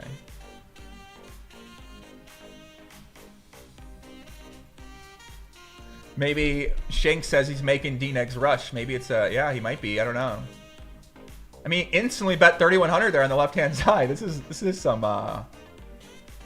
Yeah, he turned up the heat here, guys. The Supreme Leader is attempting to play speed mode here. Speed poker. I've not seen him play this fast. I certainly would have noticed this. Left-hand side, a 3-bet, a bet, and a call. I mean, it's a pretty fast bet on the turn there, too. 9,200. Stephen Curran says maybe he has a theory that if the action is faster, Daniel will make more mistakes. He could. That's true. They're called hotkeys. I know they're called hot. He hasn't used them. He must have just started using the hotkeys. River insta-check. More speed, more hands. That's true. Doug snapped 3-bets. What's going on? Left-hand side. Let's see what happens. There's 67,000 behind. The pot's big. 10-9 offsuit, or 10-9 suited for Doug. So Doug rivers the 9. 4-bet alert on the right-hand side. Doug snap calls. What is going on? Insta checks. Guys, this is weird, man. Oh, no. This is really weird.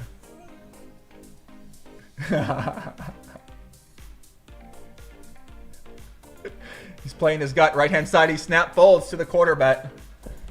Doug must be on tilt. Maybe something happened. I don't know. Damn, Negreanu hitting the fire mode. Aye.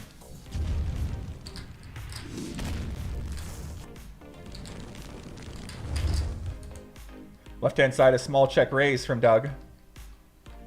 Takes it down, right-hand side. Right-hand side, insta check raises, 3,500 on Queen 9-5. Doug just popped Adderall. He might have. I don't know what's happening here. This is...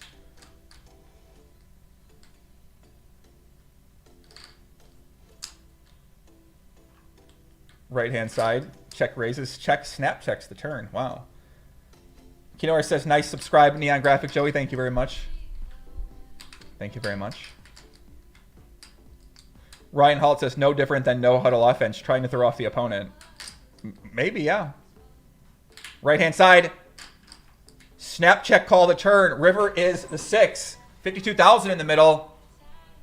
We're straight over this speed right now. Doug Polk, turn up the intensity on Daniel. Says, we don't want this guy to have any time to even think about things. Perkins in the yacht. 18,000. Doug Polk snap folds the river. Nice hand. Left-hand side. Doug bets out on this river. All the 6-7s, misses 7-9, miss, takes it down. Nice hand. Instant 3-bet on the right-hand side. Doug Polk not giving us enough time to even call what's happening here. Exa says, what is your poker record? I think I have 4. I have 4 records at Hold'em and PLO. Hold'em, I played the most hands in a day, 50,000 hands at 6 max cash games for that format. I don't know if anyone's played more in any other format, but 600,000 hands in a month at Hold'em, full ring, and the most hands in a day for that format too. And then most hands in a day at Pop Omaha, the great game. I think I got up to like 34,000 there. And then the most hands in a month, which is 450,000 for PLO. So to my knowledge, no one has ever come close, and for God knows there's no reason to ever come close to any of those things because they can't be healthy for you. So, ba-bam. Right-hand side, Doug instantly 2/3 that river. Just,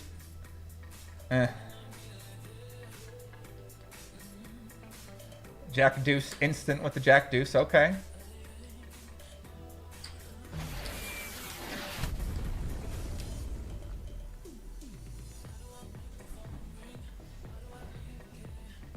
Chess Braid says, can you recommend a PLO book? I think for modern books, I'm not sure. I know Upswing has a PLO lab coming out. My buddy Dr. GTO, the good doctor, he put together a course on beginner PLO. I think that's going to be one of the best resources for you, and that'll be out in at the end of the month.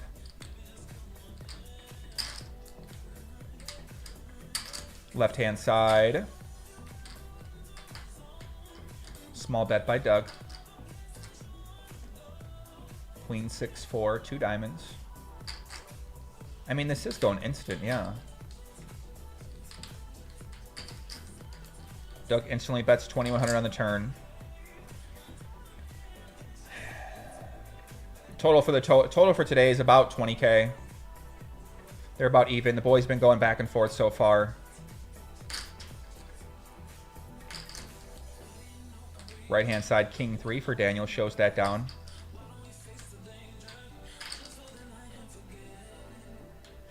Diego says, what's the rake in a game like this? It looks like they're taking about, I think it's a couple dollars.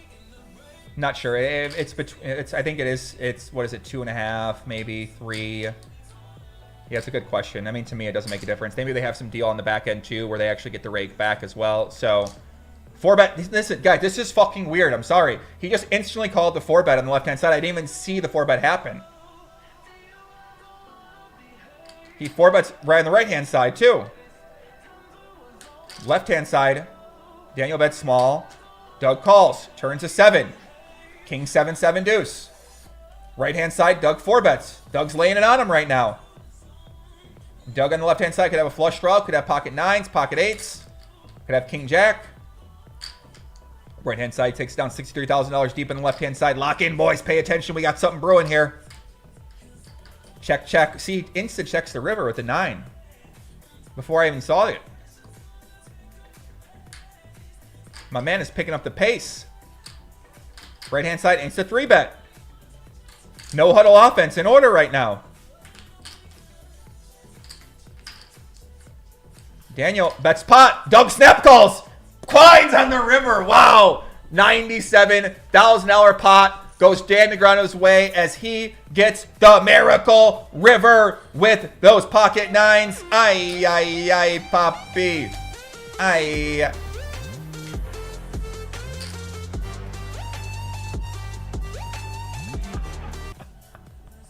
Ay, ay, ay. What the hell happened there? What the hell happened that hand, guys? Ay, ay, ay. So Daniel Negreanu hits that miracle river. So pocket 9s, 4 bets pre-flop, bets small on the flop. Doug calls it. Turn goes check, check. River is the 9, and you are whoosh. 15 poker hard. He hits the 9. He bets big. Doug snap calls it. Doug must have had a king. Could have had a 7 as well, too.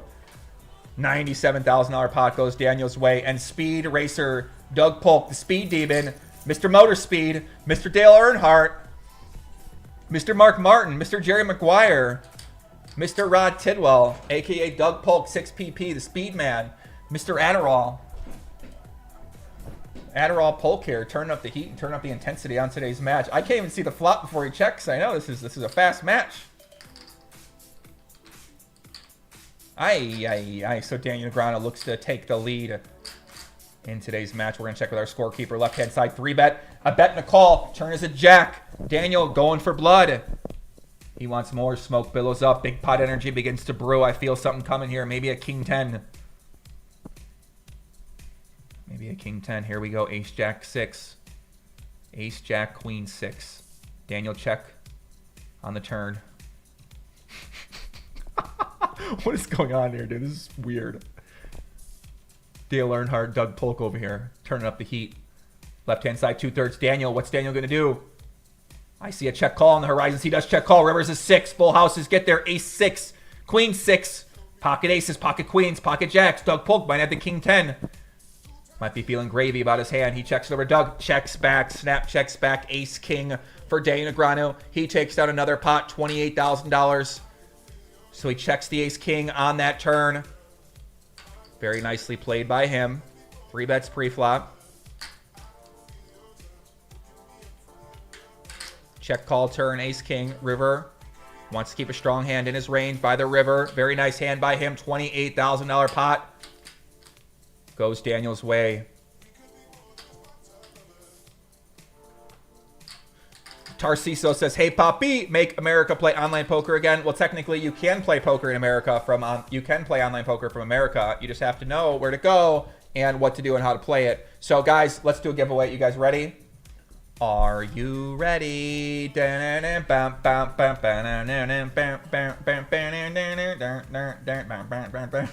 what I'm doing. I need a song or something. I'm just memeing. Okay, we're gonna do a giveaway. We're giving away, the first giveaway is gonna be for the Apple AirPods. The question I need you to answer is, who was the 2006 World Series of Poker main event champion and what country is he from? The 2006 World Series of Poker main event champion and what country is he from? If you choose that right answer, I will pick one of you. I'll just pick a person, okay? I don't have any favor. I'm just gonna pick somebody. I don't know if you can do these now. We need a better metric system for picking. This isn't a good metric system. I'll work on that for next time. How to pick winners. We need a system. Because this system is not good. You will get a pair of those wireless earbud headphones. What a giveaway. I think my mom gave me this idea. My mom's like, why don't you give away some earpods? They might like those. I'm like, all right, Mom, whatever you say. So shout out to my mother for giving me this idea. All right, go.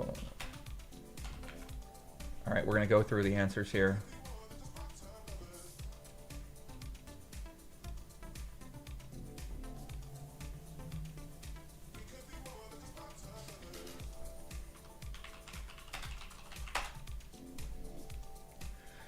Perfect. I'm using generate. You guys are in the chat. You guys are fired up. You guys are throwing off names. It looks like we do have the right name for who it is. You guys are right.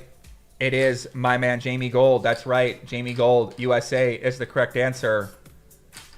You guys are very correct. The person who will win will now be chosen. And it is going to be Richard Shawley. Congratulations, Richard Shawley, for your prompt answer. What I need you to do is message me your information to our giveaway email, and we'll get those sent out to you, my friend. Congratulations. Thank you for playing. Thank you for supporting the show, supporting in the comments. And our email is going to be joeingram1giveaways@gmail.com. 4-bet alert, right-hand side. Lock in. Lock in. Here we go, guys. 4-bet alert on the right-hand side. If Daniel shoves, it's going to be a snap call or fold by Doug. He's playing instant right now. Nope, not anymore. Maybe not. Right-hand side, we get a 4-bet and a call. Let's see if Doug goes that quarter pot. I got to predict his actions. He's playing so fast. He's playing so fast. My email giveaways at the top. Doug's an instant check back. Turn is a queen. I think Doug's going to bet here, guys. Here we go, guys. Here we go. Daniel. Doug's going to bet. I think he's going to bet 9,000 on the turn. 14.4K.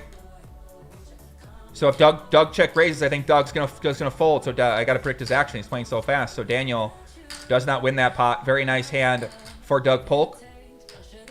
Dale Earnhardt. Doug Polk takes that one down. Once again, congratulations. Richard Shawley. Congratulations, buddy, on winning a giveaway here on the channel. I'm also coming up with, I'm going to put memberships on this page as well for the hardcore people. And yeah, I'm going to do something more for like the people who are like super hardcore fans of myself or my content or sort of the community. So I'm building out something for those people to be a part of or to support, or just maybe more ways that you can get value, you can get content if you want to see more content, stuff like that. So I'm developing something right now for you guys. And because listen, man, if y'all got some hardcores out there, then might as well try to create something nice for those guys that want it. Or girls. Shout out to the girls too. Dan Conklin says, being first is no longer relevant popularity contest. Dan, listen, it wasn't the first. It was, I was just picking one person, buddy. I'm sorry. But if you want something, email me and I'll give you one of the first spins on the GTO wheel of giveaways, okay? We got a wheel coming here, and basically you'll be one of the first people up for that. So take a trip down the GTO wheel. This is this idea I've had for so long. This is a very interesting idea. I took it from the inspiration from somewhere else and I merged it together with a couple other things, and I'm basically building a gamification system out of my giveaways where it'll be like engaging and interacting for the people who win some of these giveaways versus like, hey, you submitted this or did that, whatever. I'm gonna try to make it some sort of like fun little process if I can. And I don't know. Something we're thinking about trying out. We'll see. See how it works. Need to get it set up. Dan Yarger says, what up, Poppy? What's happening, Dan? Lion25 says, Joe Ingram, you've been the best here since you had like 10K subs. Thank you very much. You've been here for a very long time. We appreciate your support, and we appreciate you tuning in, my friend. Quasi says, you need to add giveaway to the title when you do stuff. Oh, that's a good idea. Fuck me. We're bringing this guy in as a live stream consultant. Left-hand side. The king takes it down. So, guys, the action is fast and furious today. We're at 2 hours and 44 minutes into the match. The boys are usually playing for about 3 to 4 hours, depending on what takes place. Thank you, everybody, for tuning in, for watching. We got to pick one of the Bill Perkins Die With Zero book, okay? So, the next question is going to be... who is your favorite poker player to watch? If they played poker right now, you would have to watch them play. Who would it be? And whoever picks my answer, who I would want to watch, you win. Okay? So you tell what you want, but I'm going to pick someone who also picks my same answer. Right-hand side, here we go. 3-bet pot. 9-8 deuce. Turns at 10. Doug probably going to bet here if he gets checked to him. I got to predict his action before it gets to him. Big pot energy starts to build up. The big pot gorilla over there. Big pot. Here we go, guys. Right-hand side. Doug going to bet again, I think. He does bet again. I'm predicting his actions. 8,800. Left-hand side. Doug bets and gets called. Nice bluff by Doug. Does not get through, though. Right-hand side. Doug takes it down. Nice hand. All right. People are putting in their guesses in my chat. The answer is going to be Garrett Adelstein. That's right. No one actually got his name. Timothy Broderick got Garrett Adel's son. His name's Garrett Adelstein, technically. You didn't really get it. But listen, you're close enough. Timothy Broderick, congratulations. You get a copy of Bill Parkin's 510 book that he's been nice enough to give me so I can give away to you guys and go to spend all my money on shipping them to you, which I'm happy to do, provided it's not $100. Then I have to figure out a different way to get you the book. So Timothy Broderick, thank you very much for playing. Please email the giveaway hotline at above, join your one giveaways, and give me your information, please. Thank you very much, Poppy. Thank you for playing. Thank you for supporting the stream. And there we go. GTO giveaways. Dun, dun, dun. Here we go. Right-hand side. Doug's going to bet the turn 2,000 into 4,800. Did someone say a giveaway? Bow, bow, bow, bow. Nicole S. Take care, Nicole S. We'll miss you, my friend. Sorry, guys. I had to choose one person there. Did more people say Garrett? Let's see.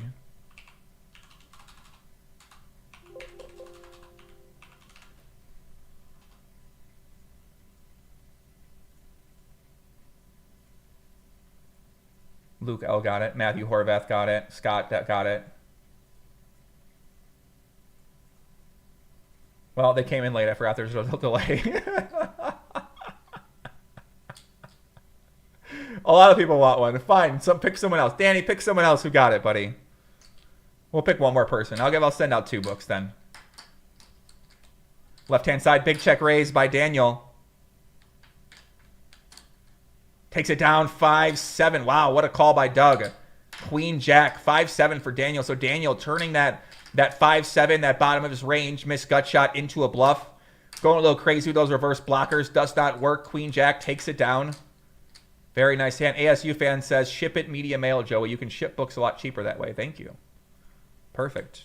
DJS, we're going to ship your book a different way to Canada, my friend. We got you, buddy. Don't worry. Rohan says, Poppy, you're giving away the content for free. Thank you, Rohan. Much love, buddy. Happy to be here. Happy to be streaming. If you're talking about that, the books, happy to be that. Who am I going to give this to? Let's give this to Alex what? What's his name? Alex Woodies. Okay, Alex Woodies. Alex Woodies, this name right here. Congratulations. You're our second winner of That Was Your book. That's it. That's it for the day. Right-hand side, 3-bet. King 9-7, 2 hearts. Daniel's going to check it over to Doug. Doug's going to bet small, 2,600 right-hand side. Doug, going to check fold, ace, king, 10. Not a good board for him. Left-hand side, let's see what Daniel decides to do. He does check call. Turn is an 8 of spades. So if somebody had a hand like a 10-jack, that now has made a better hand. So I think Daniel could have 10-jack, could have that double gutter. I think both players could have 10-jack. Maybe Doug 4-bets 10-jack offsuit sometimes like Daniel does. You never know. Probably not very high frequency. Matthew Horvath says, thanks for the giveaways, Joey. Thank you, Matthew. Left-hand side, a check call on the turn. 31,000 in the middle. Doug's going to act fast. I think he's going to jam it in here, guys. We got to predict his action. He's acting so quickly. Here we go. Here we go. Doug bets big, 20,000 instantly. Daniel's in the tank. He's deciding what to do with a king. Maybe he's got a hand like a king-queen. Maybe a king-5, king-6, something like that. Might have 3-bet that hand pre-flop. Doug Polk attempted to back up the truck. Here we go. $20,000 bet, $31,000 in the pot. 3-bet pre-flop by Daniel. Check call by Daniel. Check call by Daniel. 2 times. Can he check call a 3rd time and do it successfully? Doug Polk saying he's got a straight here to me. Maybe he's got 2 pair. Maybe a king 8, king 9. See what Daniel's going to do. He's going to make the hero call. Right-hand side, 3-bet pre-flop. Action flop, queen 10-7. 2 spades. Smells like a bluff to me, guys. Maybe he's got a 10. Could have a hand like a 10-10. I mean, what 10s could he have? Queen 10? Maybe queen 10. Let's see what happens here.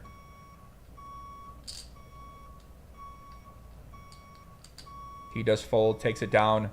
Nice hand there by Doug Polk. Trevor says, Joey, did you see Philip called you out on Heads Up on Twitter? Well, I don't know who Philip is. And I don't know why anyone would ever call me to play Heads Up Poker on Twitter. If you want to play Heads Up in something, it could be like content, because I'm doing content right now. But for poker, what would he want? What does he want to play? Who is this fucking guy? What's a Philip? Philip Ivy? Cockatee? Who was his name? I don't even know who that is. What's his name? What's Cockatee's real name? Maybe he wants to play. Is that him? Don't know. I like that fucking guy though, man. Cockatee. He's on the GG stuff. He's funny, man. He's been around for a long time too. I'm glad we got a little character and personality out there, man. He's like seemed like a crazy guy like me, so I got a lot of love for that. Me and him got to do some content together. Left hand side, 7-6. Doug takes it down. Nice hand. Leo Chahern says, Philip Locke more entertaining than Garrett Adelstein with the 420 donation. First of all, thank you for the donation. Second of all, Phil Locke is very entertaining, man. I mean, he's a legend of the game. I love that guy very much. And, yeah, I'd love to see him play, too. I mean, I don't know. I love Garrett Adelstein. That's my friend. Somebody I really enjoyed playing over the years. So, yeah, I think both of those guys are really entertaining players. Andre says, Cocky's a full ring legend. Yeah, Cockatee used to play, I think he was playing full ring back when I was playing full ring back in the day. Yeah, a long time ago. But yeah, I don't know much about his, I haven't seen any of the really commentary him or Kevin are doing, or him and Jeff are doing, so. But I think Jeff does a great job, and Kevin, those guys are professionals at what they do. Philip on D's nuts, Joey, Trevor says. This fucking guy. This fucking guy. He got me fired up. I'm like, who? Who wants to play? This guy's, what did this guy do that to me for? Unreal. Right-hand side 3-bet by the speed man, Doug Polk. By the speed racer, Dale Earnhardt. Right-hand side takes it down. I mean, this guy's playing so fast. I really don't, it doesn't make much sense here. Why the guy's playing so fast? Also on Twitch, you guys know there's been more poker and chess crossover.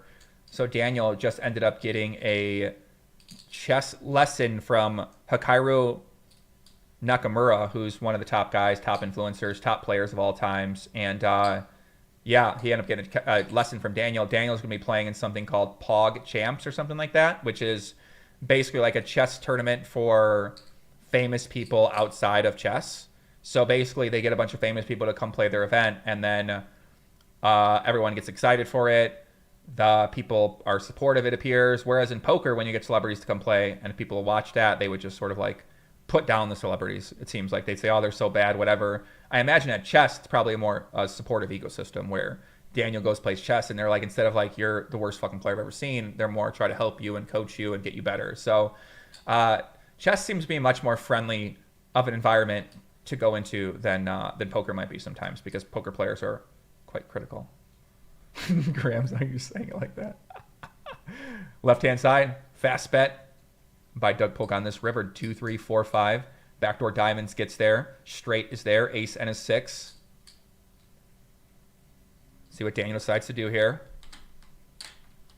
Make sure you get up, stretch your legs, get your water. I gotta get some water in for myself, man.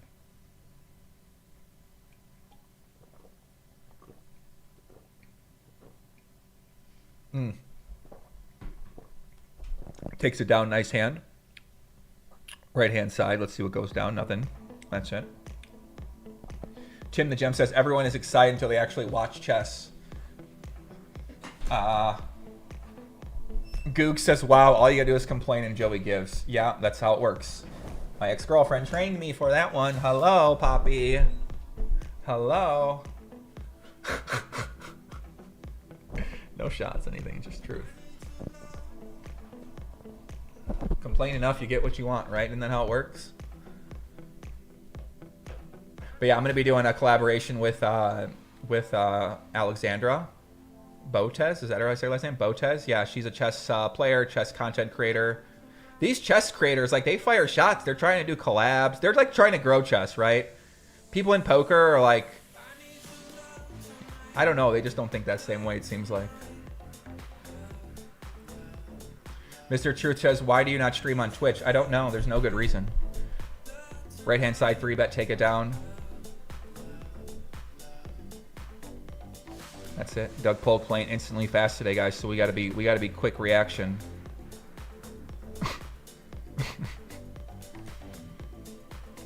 We gotta be quick to react here. Let's get our total from our scorekeeper, guys. Last time we checked, Doug Polk was up about $20,000. Let's currently see what he sits at the moment in time. It looks like the current total. Let me get it in the Discord chat, guys. What's Daniel gonna be up here, guys? Isaac. Let me get Isaac. Give me the total right now. All right, looks like Daniel Negreanu currently up about $20,000. So Daniel Negreanu is indeed taking the lead on today's match. So it's been back and forth, guys. Started off Doug, went back to Daniel, went back to Doug, went back to Daniel, went back to Doug. Now back on Daniel. So overbet on the left-hand side. Any pot could be the swinging momentum in today's match. Any of you guys that bet out here, get excited about this coming down to this finale. Nat said, you slid in those DMs. Did you Google the hottest chess player? I don't know that. Who's the hottest chess player? Right-hand side, 10-5 for Daniel. Takes it down. Who are the hot? I don't know. Who are the hot chess players? Because I didn't look up any hot chess player. I follow people from chess on Twitter, so do they got a lot of hot chess players? Is like who are they like? I don't know. I don't know what the scene's like. 4-bet alert, left-hand side, takes it down pretty quickly. Very nice hand. Aman says, thanks for the great stream, Poppy. 1:30 a.m. So I'm out. I'll see you later, brother. Thank you for tuning in, guys. Joe Adams, you're the greatest. Thank you, Joe Adams. Timothy Broddick says, who can help me with Joey's giveaway email address? Listen, if someone can't figure out the email address, I feel bad giving them anything because it's at the top in a pinned message by me. Joe Ingram 1 giveaways at gmail.com. So, right-hand side, a river bet by Daniel, or by Doug rather.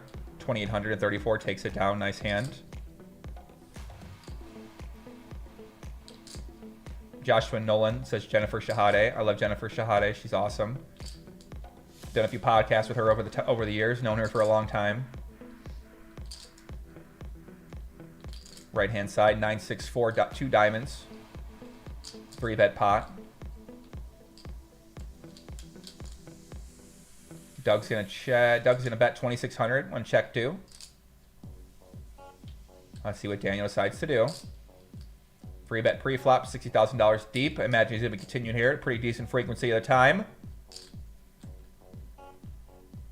And he does check call, turns a king. So if he had a hand like king queen, maybe like ace king. He now likes his hand. Doug Polk could decide to continue betting. He's gonna have some straight draws. He's gonna want to plead bluff, and he bets instantly. Might have hand like 5-7 or 3-7, but he does take it down. Puts a lot of pressure on Daniel. Left-hand side, an overbet once again by Doug on the King, Queen, 4-3 board. Timothy. Timothy, it's okay, buddy. Alex said he couldn't find the email first. Yeah, I actually understand why. It is a little strange. Left-hand side, overbet and a call. Reverse of 5. Let's see what happens here. Guys, listen, I do not want to date anyone in chess. All right, calm the fuck down, please, chat. All in! What? 63,000! What is going on here, guys? Massive overbet by Doug Polk. Overbet the turn, overbet the river. I smell dog. I don't think he's got it here, guys. 6-7 of clubs, maybe. Ace-deuce of clubs, maybe. I don't think he has it. I mean, Daniel doesn't have a hand good enough to call here with, does he? I don't think so, man. Wow, what a massive bet here. And Daniel does indeed fold. So Doug Polk instantly goes 3x pot there and takes it down. What a strange occurrence, Bill Perkins. What's your jet coming on by? Coming on by. Ryan Strebbing says, peace out, Joey. I have to go slay some Chi-Town Mamacitas. Thank you for the stream. Thank you, my friend. Thank you, my friend. 3-bet alert on the left-hand side as Doug Polk successfully backs up the truck there. Very, very, very, very, very interesting hand there. So Doug Polk. Daniel's sitting out. Daniel might be finished up. We just hit the 3-hour mark here, guys. Yep, Daniel is going to be done here. So that's going to be it. It looks like Doug Polk is going to take down this session. Looks like Doug is going to win just a very, very small amount of money. And listen, very nice hand by Doug Polk there. A very unusual hand. Carolina Lysick, Ukrainian regular, watching you and love you. Thank you, guys. Much love. Much love, guys. Christopher Legendary, Rastlin M, Vambo, 13257, Nobody. Dum Dum Drum, Dave K, DJS. Should we watch one of these post-match interviews with Daniel? What do you guys think? Should we watch the post-match interview? Should we listen to it? You guys say yes, I'll stick around for a little bit. So that match is going to be ended here for today. Doug Polk looks like he takes down maybe about break even, or maybe takes down about $20 or $30. Daniel could not handle the speed, could not handle the momentum, as Wits again finishing up live here from GTO headquarters, Las Vegas. Thank you guys so much for tuning in, man. Appreciate you all very, very much for today. So listen, man, I think that looks like the end of today. We're gonna be back on Monday. Tim said D-Nex is out. Mr. Remo, what do you guys think? We should keep going. Should we watch one of the interviews? What do you guys think, man? People in the chat are fired up. Well, all right. Let's keep it going, guys. Let's watch one of Daniel's interviews here. Let's see what he's up to. Let's see if we can get him on, if he comes on. You match a lot of big pots. I mean, They got 4 people in a booth. That seems excessive. Yeah, Most today? weird, despite playing a lot of big pots. Right, yeah. I think Ron, that this is... that's a pageant wave, right? And that's it looks like he's like looks in a like they're pageant. done Seems for excessive. the day. Are they done for the really? day? Are they? Look at this cast of characters. I mean, you couldn't get together. Producer Carlin says we're done for the day, so I think we're... You couldn't We're get gonna head together on. another group of So people if here. I like that's this the group. case, Got my man Jeff Platt. yeah, we'll say bye to Amanda and to Uncle Ron. Yeah, We got Uncle Ron. Shout out to Uncle Ron. All right. Okay.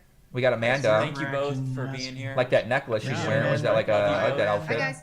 Amanda, Looking we'll see great you as next Friday. always. Uncle Ron with that nice bucket hat looks like he's ready Guys, to. a lot of love. Looks like he's ready to do You some sort of guys. break dancing Lot on of love Venice. to you Oh my! What the Bye, fuck? No, you could have cut off the call before that.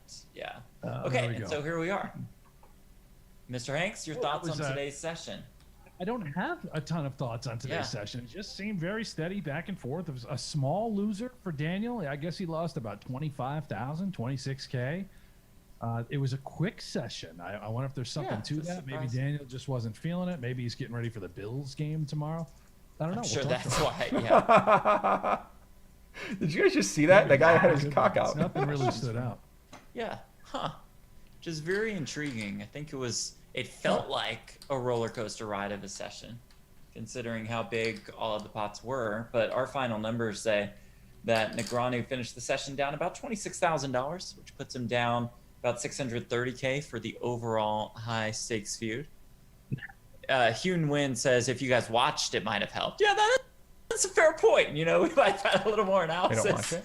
if we paid a little more attention.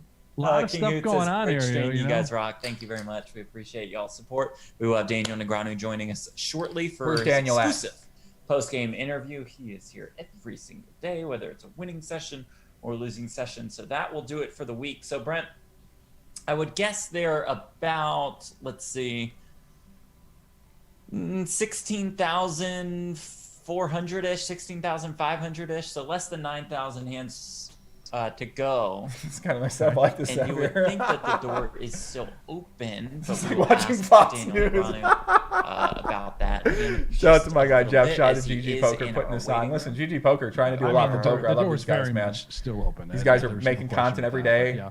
Carlencho, Yeah, take it shout out to to my man Daniel. Let's get his Carlencho. perspective on today's Like that match kid as especially. well. Always hard Sounds working. good Brent's to my us. guy. Shout out to my Bringing guy him up Brent, on Poker Central. screen. He is Avid in Buffalo chat, Bill fan. and Daniel, here that's he that nice- is. Boom. There he is. So Daniel, we were just saying it seemed like there were a ton of big pots. So it seemed like a roller coaster ride, but overall a pretty evenish session. What were your thoughts on today's session? That one felt incredibly bloody and emotional. right? Like when you see the final result, you're like, well, whatever. It was like half a buy-in. Who cares, right? But if you saw how it happened, it was like just some massive pots. I ran some big, well, I don't know how many I did, but I ran a big, I don't want to say exactly, give away too much shit. Sure. But ran a big bluff, and he called when, what the hell did I have? I had Jack 10. That was an interesting one, actually. I 4-bet the Jack 10 offsuit. Slightly different energy. They than don't me. do often, but once in a blue moon, at a frequency. And I rolled it, and I rolled a 4-bet. And now the flop comes king high. He checks. It's a good board for me to bet, so I do. Ace on the turn. Now I have a gut check queen. He checks. I decide to check back. River's a blank. I have actually, I think, a pretty good hand to bluff with. With the Jack and the 10, it wasn't the suits and all You that probably kind of should stuff. And the explain ace what and they're the king, talking so about here. I went for it, and he called with a king 10. So such is life. Sometimes it works, sometimes it doesn't. But there was whatever. I'm just gonna say it because I did get fortunate once in a 4-bet pot with 9s, or 2 actually. Once with 9s, and he 5-bet ace 4 suited, won that one. The other one with 9s against his king jack, king high on the flop. I checked back the turn, gave myself a 9 on the river, snapped it off for a pot size bet there, which was big.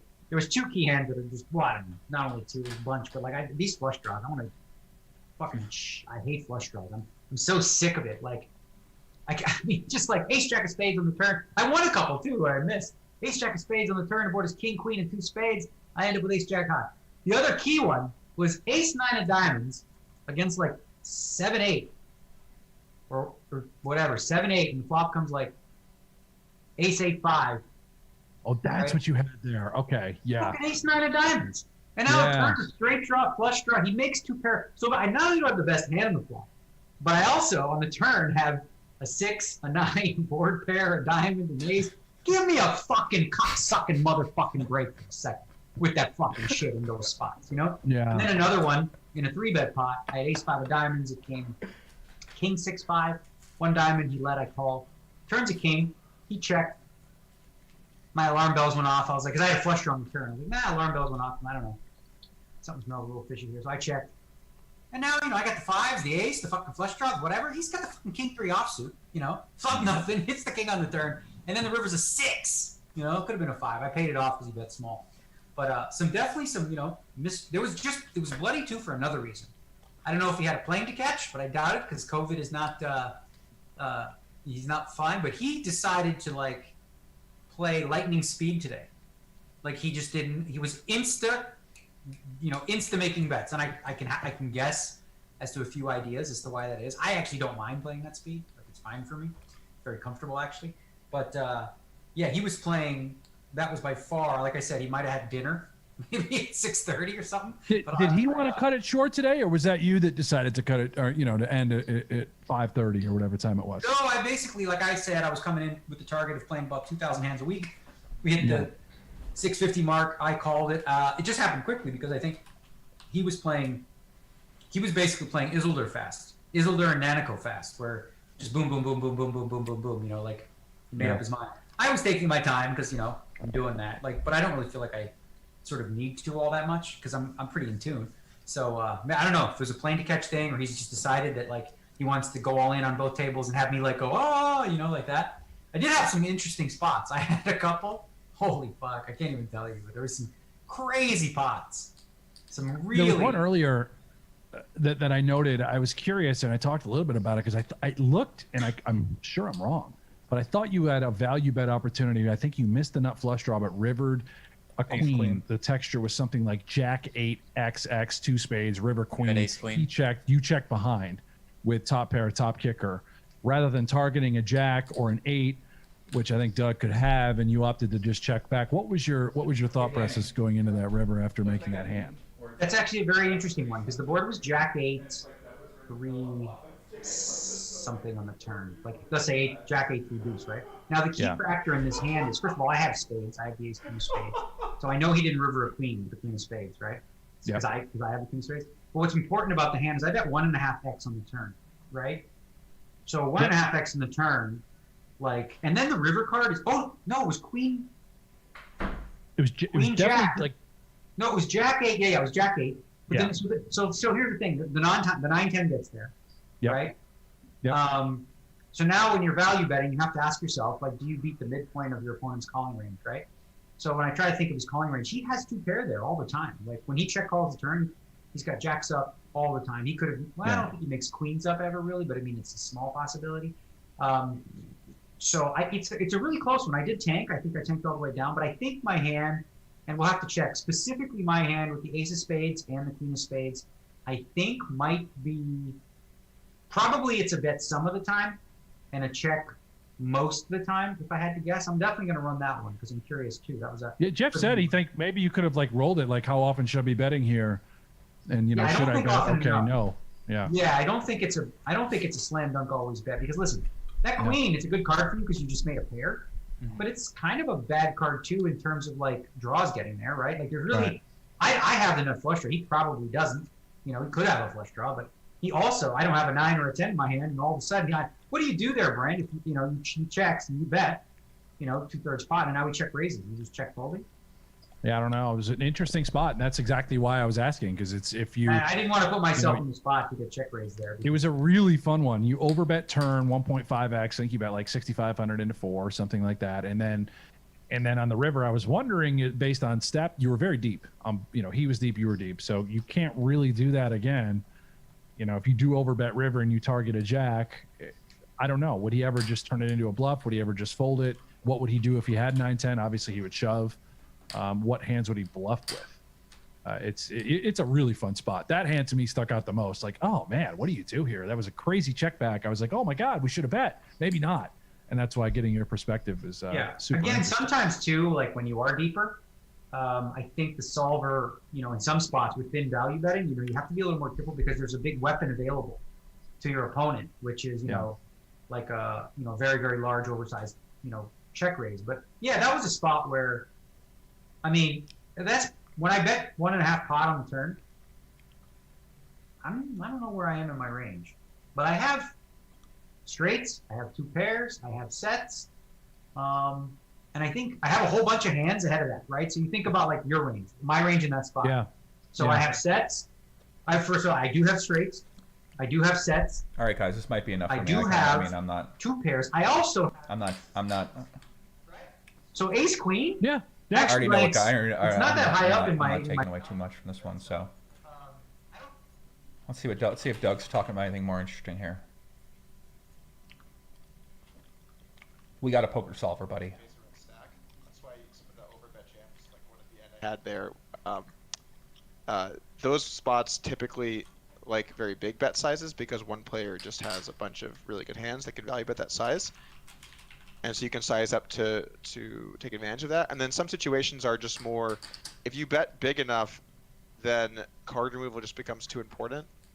And really the solver just prefers these smaller sizes. So that hand specifically, I think the turn is typically preferred smaller.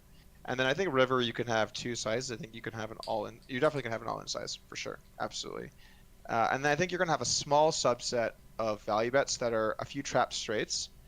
Just straights will mainly jam, but they'll sometimes trap small. And then you're also going to have some, sets and 2 pairs that I think don't super prefer jam. I'm going to have to run that, but I mean, obviously some sets are going to prefer jam, but I think you're going to want to have mainly jam, but a little substitute of 67, and I think that's what we decided to go for here. You could play the spot jam or check. And Doug's so good at explaining things. Sometimes there are hands that really want to go 67, and so you can build a range where you put some specific bluffs in there, and then also some traps with some really good hands, and then some thinner value bets, and kind of if you do get jammed on, you basically are going to end up calling your traps, and then most of your thinner value bets, folding some thin value bets and folding your bluffs. But you're mainly jamming here for sure. It's a weird river. It's a river that I think he improves to some 2 pairs and maybe top set. And so it's a bit of a strange river because if you jam, can you really value bet a hand like King 9? And I think the answer is that it's close. So yeah, I'm not saying I had King 9, but in theory. Yeah, we were speculating maybe Ace 10 was that 2/3 pot size bet, so rivered. It might be bad. Yeah. It might be bad, but in the moment I felt it, and when you feel it, you gotta believe. That's always been your style, field player. Absolutely, you know me. What's it look like they got? Some other hands that were interesting. We had one where he 4-bet ace queen offsuit, 100 big blinds. I called ace 10 suited. He bet king 10-6, rainbow. One spade. I check called. Turn was a deuce, creating a backdoor flush draw. I checked, he jammed. I called, and I think this was fine from him. Obviously, it's better to have a spade, but yeah, I mean, this is a fine hand. Doug talks like Elon Musk Do now. you think Queen Jack plays the He's same been way as living with the Sumner? robot too often. With his low frequency 4-bet of Queen Jack, presumably. Yeah, probably. Yeah, that makes sense. It makes more sense with queen jack than ace queen, really. Right, yeah, Because so much less of that, right? Well, You'd I mean, imagine. Well, maybe not so much less, because he might flat ace queen sometimes too. I really don't know. I mean, ace queen offsuit's not a standard 4-bet, so I don't know what. Maybe he just thinks I just flat him with a bunch of garbage and he's trying to stack me. Well, you called ace 10 suited, bro, so you got the value. I mean, there you go. Did get the value, but who really got the value? That's right. Yeah. I think this is. It's fine. It's much better to have. I mean, he had a heart, which is good. He didn't have a spade, which is bad. So yeah, that's an interesting one. We had another hand where he opened. I 3-bet king 10 suited. He 4-bet. I called. King 7 deuce rainbow. I check called. King 10 on king 7 too. Turn ace, creating a backdoor flush I have. I check. He checks back. So going into the river, there's about 1.3x pot. I check and he bets half or 2/3 pot. Mike, I'm sure you were thought you bought this, right? You said this is value for sure. Left a little bit behind. I thought it was a good bluff by Daniel. I thought that was I think it's a spot where I think a lot of people would expect Daniel to underbluff there. So I was even if it was a terrible bluff and you would know better than me, I was thinking it's a good bluff. Yeah. Oh, it's a fine bluff. The size doesn't really make much sense, but it's a fine bluff. The size is, what's he saying? Hey, I have a weak ace. But yeah, or queen, or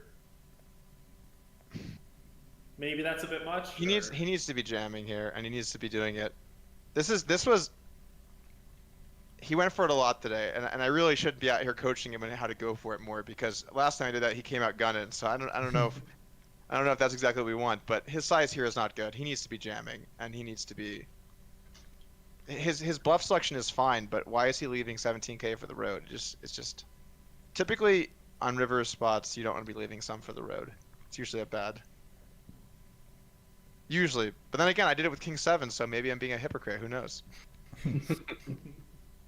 So anyway. Oh, okay. So we set the hand. Oh shit! I think King 7. Actually, you know what? I have some fun hands here. How about we go through some hands I had? I had a really sweet bluff at the end there. Remember that King 4 3 5? Well, now I've kind of spoiled it a little bit, huh?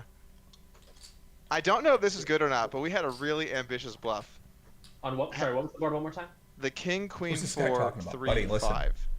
Oh, right, the 4x No pot gorillas jam for you. like 64K. Yeah, which you just have to love. You know, you just Guy's love been to see crying it. for fucking 4 hours in the I chat. love to see it. How ambitious we talking here? Well, we did have a pair, so pretty Oh. ambitious. Yeah, We had the 7-3 of hearts there. interesting. I think when you get to this depth, I think it's a nice bluff. I think it's a nice bluff. Gets in the mix. Has some really nice removal properties. Is it not River more... was the 3 or King Queen 4 3 5. Isn't what I would think blocking Ace 2 would be more important there, but is blocking 7-6 also? Any thoughts on what I just said? He should not really be calling Ace 2 in the turn at all. Very, very low. I mean, Ace 2 of clubs. The one combo, definitely. yeah, right. The one combo with a flush draw. But I bet 175% pot turn. He has a bad gut shot. I think that's a fold. Safe really to know what they're say. talking I about. don't know what I don't know what solver will hands they're say. talking We'll about. see. We'll see. Maybe it loves the ace deuce here. but something tells me it's gonna like putting that one in the old muck. Because even when you hit the thing 6 deuce and 7-6 a bunch here, so it's not even to the nuts. Seems. Don't get me wrong. You hit the 5 versus me, you're pumped. But I'm just saying you're gonna get stacked some too. It's not just a pure. You know, I think it's gonna mainly fold. Maybe with a club it calls some, but I think that's mainly gonna be a fold. Yeah, that makes sense. Okay. I kind of, in the moment, for some reason, I thought ace-2 would maybe reach the river, but I guess, yeah, just the clubs probably. Yeah, I think I like that bluff. If you happen to look that one up, let me know, because I'm curious if it does continue. All right. Let's see what else we got. There's a couple of hands where I'm very interested what he had. There's one hand where I 3-bet. I'm not gonna say this one actually. It's gonna be a secret. I 3-bet with a hand. He calls king 4. I bet very small. He calls turn 9. I bet 2/3. He raises kind of big. I call. River is the ace of hearts, completing the flush. I check and he jams, which is a very weird hand. That was the one hand of the day I thought Negreanu was bluffing. I think where that was, Mike and I were both saying where it's just like, I mean, the ace of hearts is not a great, you know, a lot of it doesn't exactly help our case or whatnot. But that was one where I thought, hey, this feels like a spot Negreanu could pull the trigger, but I'm not sure. It felt like a lot of this is this is a very scary bluff spot because I can definitely have aces, ace king, and 9s always here. So I have those. Then I can also have a bunch of flushes. So I have those. The queen eye flush draw is Do going to people like watching this? Queen jack 10 is going to for sure bet call. The low ones will fold, but then I can also have 9x of hearts. So I can have a bunch of boats and a bunch of flushes. And then I can also have some great bluff catchers if I have a hand. I don't really know what they're talking for example, about, really. I'm like king super fucking. of spades, jack of hearts. I need some indicators. So this is not an attractive bluff spot. I don't think. Maybe he thinks I would exploitably fold here, but this is not a spot where I think most people... This is an easy one to call ish right. You just call some kings, and then obviously all your boats, and then all your pair X flushes, and you're good. You know, you have tons there. So you can also have, on this depth, I can have 4s, I can have king 4. I can have so many hands here. So, I don't know. I don't know. I guess it's also the thing. What Mike and I were saying, like queen jack, queen 10, jack 10 would be some of the logical hands for him to bluff with. But then those hands would be blocking the hands that he would be targeting to try to make fold, kind of thing, like trying to get you to fold jacks, get you to fold queens, etc. Which isn't really exciting to do when you have queen 10 or whatnot. So it might not be overly logical spot for him to be bluff raising.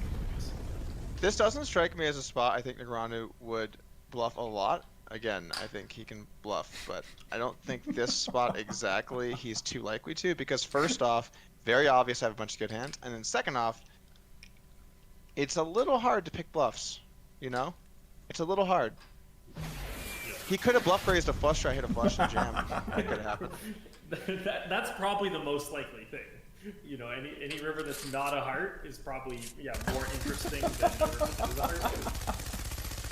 Guys, I am getting breaking news, actually, sorry to interrupt, but someone just said in chat, not in my ear, that Daniel just did his big reveal on his interview, that who his coaches are. Uh-oh, who? Matt Boyd and MJ Poker, which we already knew one of those. It's not really that big of breaking news, but... Who's Matt Boyd? I have no idea. I Googled him, and a baseball player came up, and then I gave up. All right. I think he's an English guy or something. Matt Boyd. I added poker to the search. Yeah, I knew MJ. The other one I'm Shout unsure out to MJ. of, but yeah, I mean they've done a good Me job. and MJ are overall, gonna I do some think, content giving together, him I think. Good baselines and some general frequencies and sizes, and worked on his stuff. Yeah, I mean his improvement has been definitely marked quite a bit. Oh, this. I don't know if I want to. You got a hand. I don't know if I want to give up that one. That one was sweet. You want to just recap it so they know which one you're talking about, and then we No, can because then they know which one it was a bluff. Oh, okay. I didn't realize. I guess that's obvious. Whatever. What other big hands was there? Oh, we had a really tough spot where I opened king 7, he called. We were 120 blinds deep. King 9-4 flush draw check. I bet he calls turn king, which I thought was a good turn. Little did I know. He checks. I bet to their spot. He check raises B, kind of big. And in my heart, I felt Negreanu's trying to stack me with a king here. So I call. River 5, and he just rips it. And, you know, this is a bad situation. This is a bad situation. This is a big overbet from Negreanu in a paired board spot where I obviously have a bunch of trips. In my heart, I don't feel he would bluff like this in this spot. So we call, and he has a boat. Mm-hmm. What do you think? I actually pulled a Negreanu. I said out loud, "You have a boat. Call." That's what I did in the river. My wording there was, I believe Doug has 0% equity with a king here. Yeah. I mean that's a massive oversimplification, obviously. But you know, it for the exact same reason, I think the Jack 7 was like a fantastic call. I think the King 7, it sure felt like, you know, he wanted to leave some for the road when he doesn't have a boat and get it all when he does have a boat. But that's obviously. That's a good point, Mike. That's a good point. There was none left for the road here, which zero for the road. Should be a big part of my thinking is how much is actually left for the road. That has not been in any of my study sessions, and frankly, I think it's a fuck up on my part. But anyway, my logic was at the time, putting aside whatever he was doing in this spot exactly, my logic was when he jams, he's not saying he has a king. He's saying he has a boat. Why is everybody so mean to Brady? Brady, what's wrong with Brady, Thanks, man? Mike. Brady's cool. You gonna laugh at me? Are you just gonna sit here and laugh? Are you just gonna sit here and laugh at me? Is that all you're gonna do? Just gonna sit here and laugh? Anyway, so when he jams, he's not saying he has a king. He's saying he has a boat. So when we think about removal, 4-4 specifically. are you gonna let me talk? Are you gonna let me talk? Anyway, so what we want to block here is boats and unblock bluffs, and all kings are same value. Ace king is not better than king deuce in terms of, because he's not going to have king 10 here and he's just ripping it. This is a boat or nothing. So you want to not have, you know, kickers that would block bluffs. So you don't want to have, I think king 7 is a much better call than king 10, king jack, king queen. I think king 7 is a much better call than king x with the kicker being a club. So I think of our kings, this one strikes me as a pretty good call. So I called. And he had the boat. And now you can laugh again. If you want to continue, just carry on. I was just going to say, after hearing your logic, I think your logic is perfectly sound if he has a bluff range. But when he may or may not have a bluff range, you know, I mean, I think king 7, it's pretty reasonable to that. And also, I think there was a flush draw. I think also calling, you know, specifically calling king 7s where you don't block the flush draw, I think is also reasonable. Like, I think you could have had, forget if it was a spade or whatnot, you know, you can also pick combos that way. Like, you had the perfect combo, basically. Well, but we could have also had some other kings, but the weaker ones check more, so you're less likely to have those. So you're more likely to have king, queen, king, jack, king 10. Yeah, I'm really overall, I've been trying to do a lot of just do the thing I'm supposed to do and not sweat it. The problem is my instincts are to station people super light, and I've had plenty of hands this challenge where I called what I thought was appropriate and I looked it up and it was bad, and Negreanu was just value stacking me, and that feels bad, man, because you're overly stationing into being stacked, which is never good. Okay, other big hands. We had one where we called it with 8-7 of hearts, ace 8-5 2 diamonds. We're gonna hear about this in his review. He's gonna complain about this hand. Just mark it down. Ace 8-5 2 diamonds. I have 7-8 of hearts. He bets. I call. Turns to 7 of spades. He pots it, which is a bit new. I've not seen him pot this spot. I want to say at all. I want to say this is the first pot in a situation I've seen like this in the challenge. So it seemed a bit specific. What kind of situation? Like, if you wouldn't mind elaborating on. Oh, you're really trying to get in the weeds there, Mike. You're really trying to get in the weeds. I see how it is. I mean, a little bit. Like, what are Can we you talking expose your strategy entirely, Doug, please? No. about? I'm telling you to expose his strategy. Okay, have so in so- what situation? ace 8-5. It's a 3-bet pot. He bets the flop, and then he pots a turn that completes a bunch of draws or a couple of draws. So that's a very unique.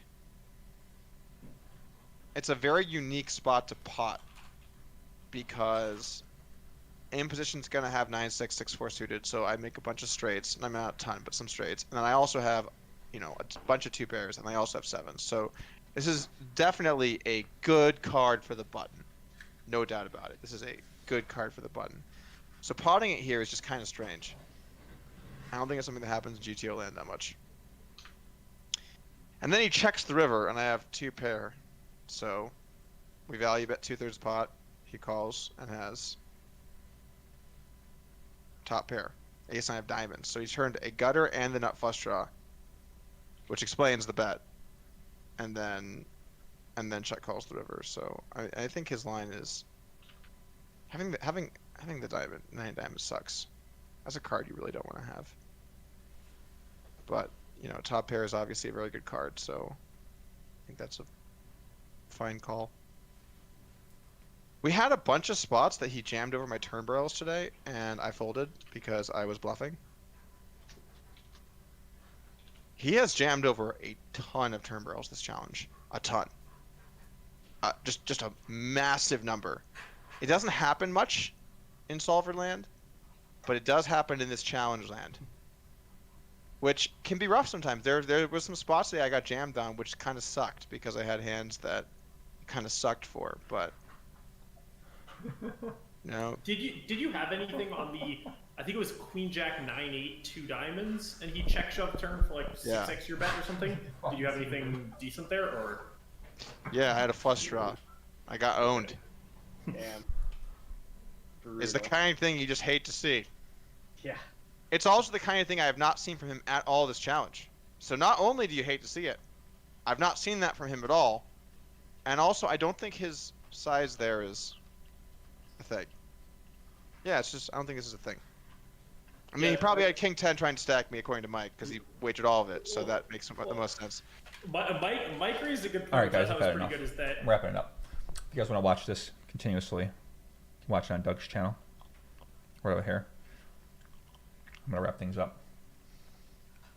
We got a night to get after. We're going to make it a magical night, guys. Make it count. Spend time with your friends, family, doing something productive on your business, on your health. On something, Rand, right? That's what we're going to be doing tonight. Having a good time. Amen. God bless. Todd Farkman, Luke L., D. Krumpenstein, Moonlight Master, Della Yassine, Fred, Mark Schrinder, Mandupe. Shout out to my Mandupe. You guys, listen, it's been great. It's been fun. Be back on Monday. Monday be the next video. If you want to follow, I'm on Instagram. I'm posting on my story. I'm updating with what I'm doing up there. If you guys want to follow that, that's what we got.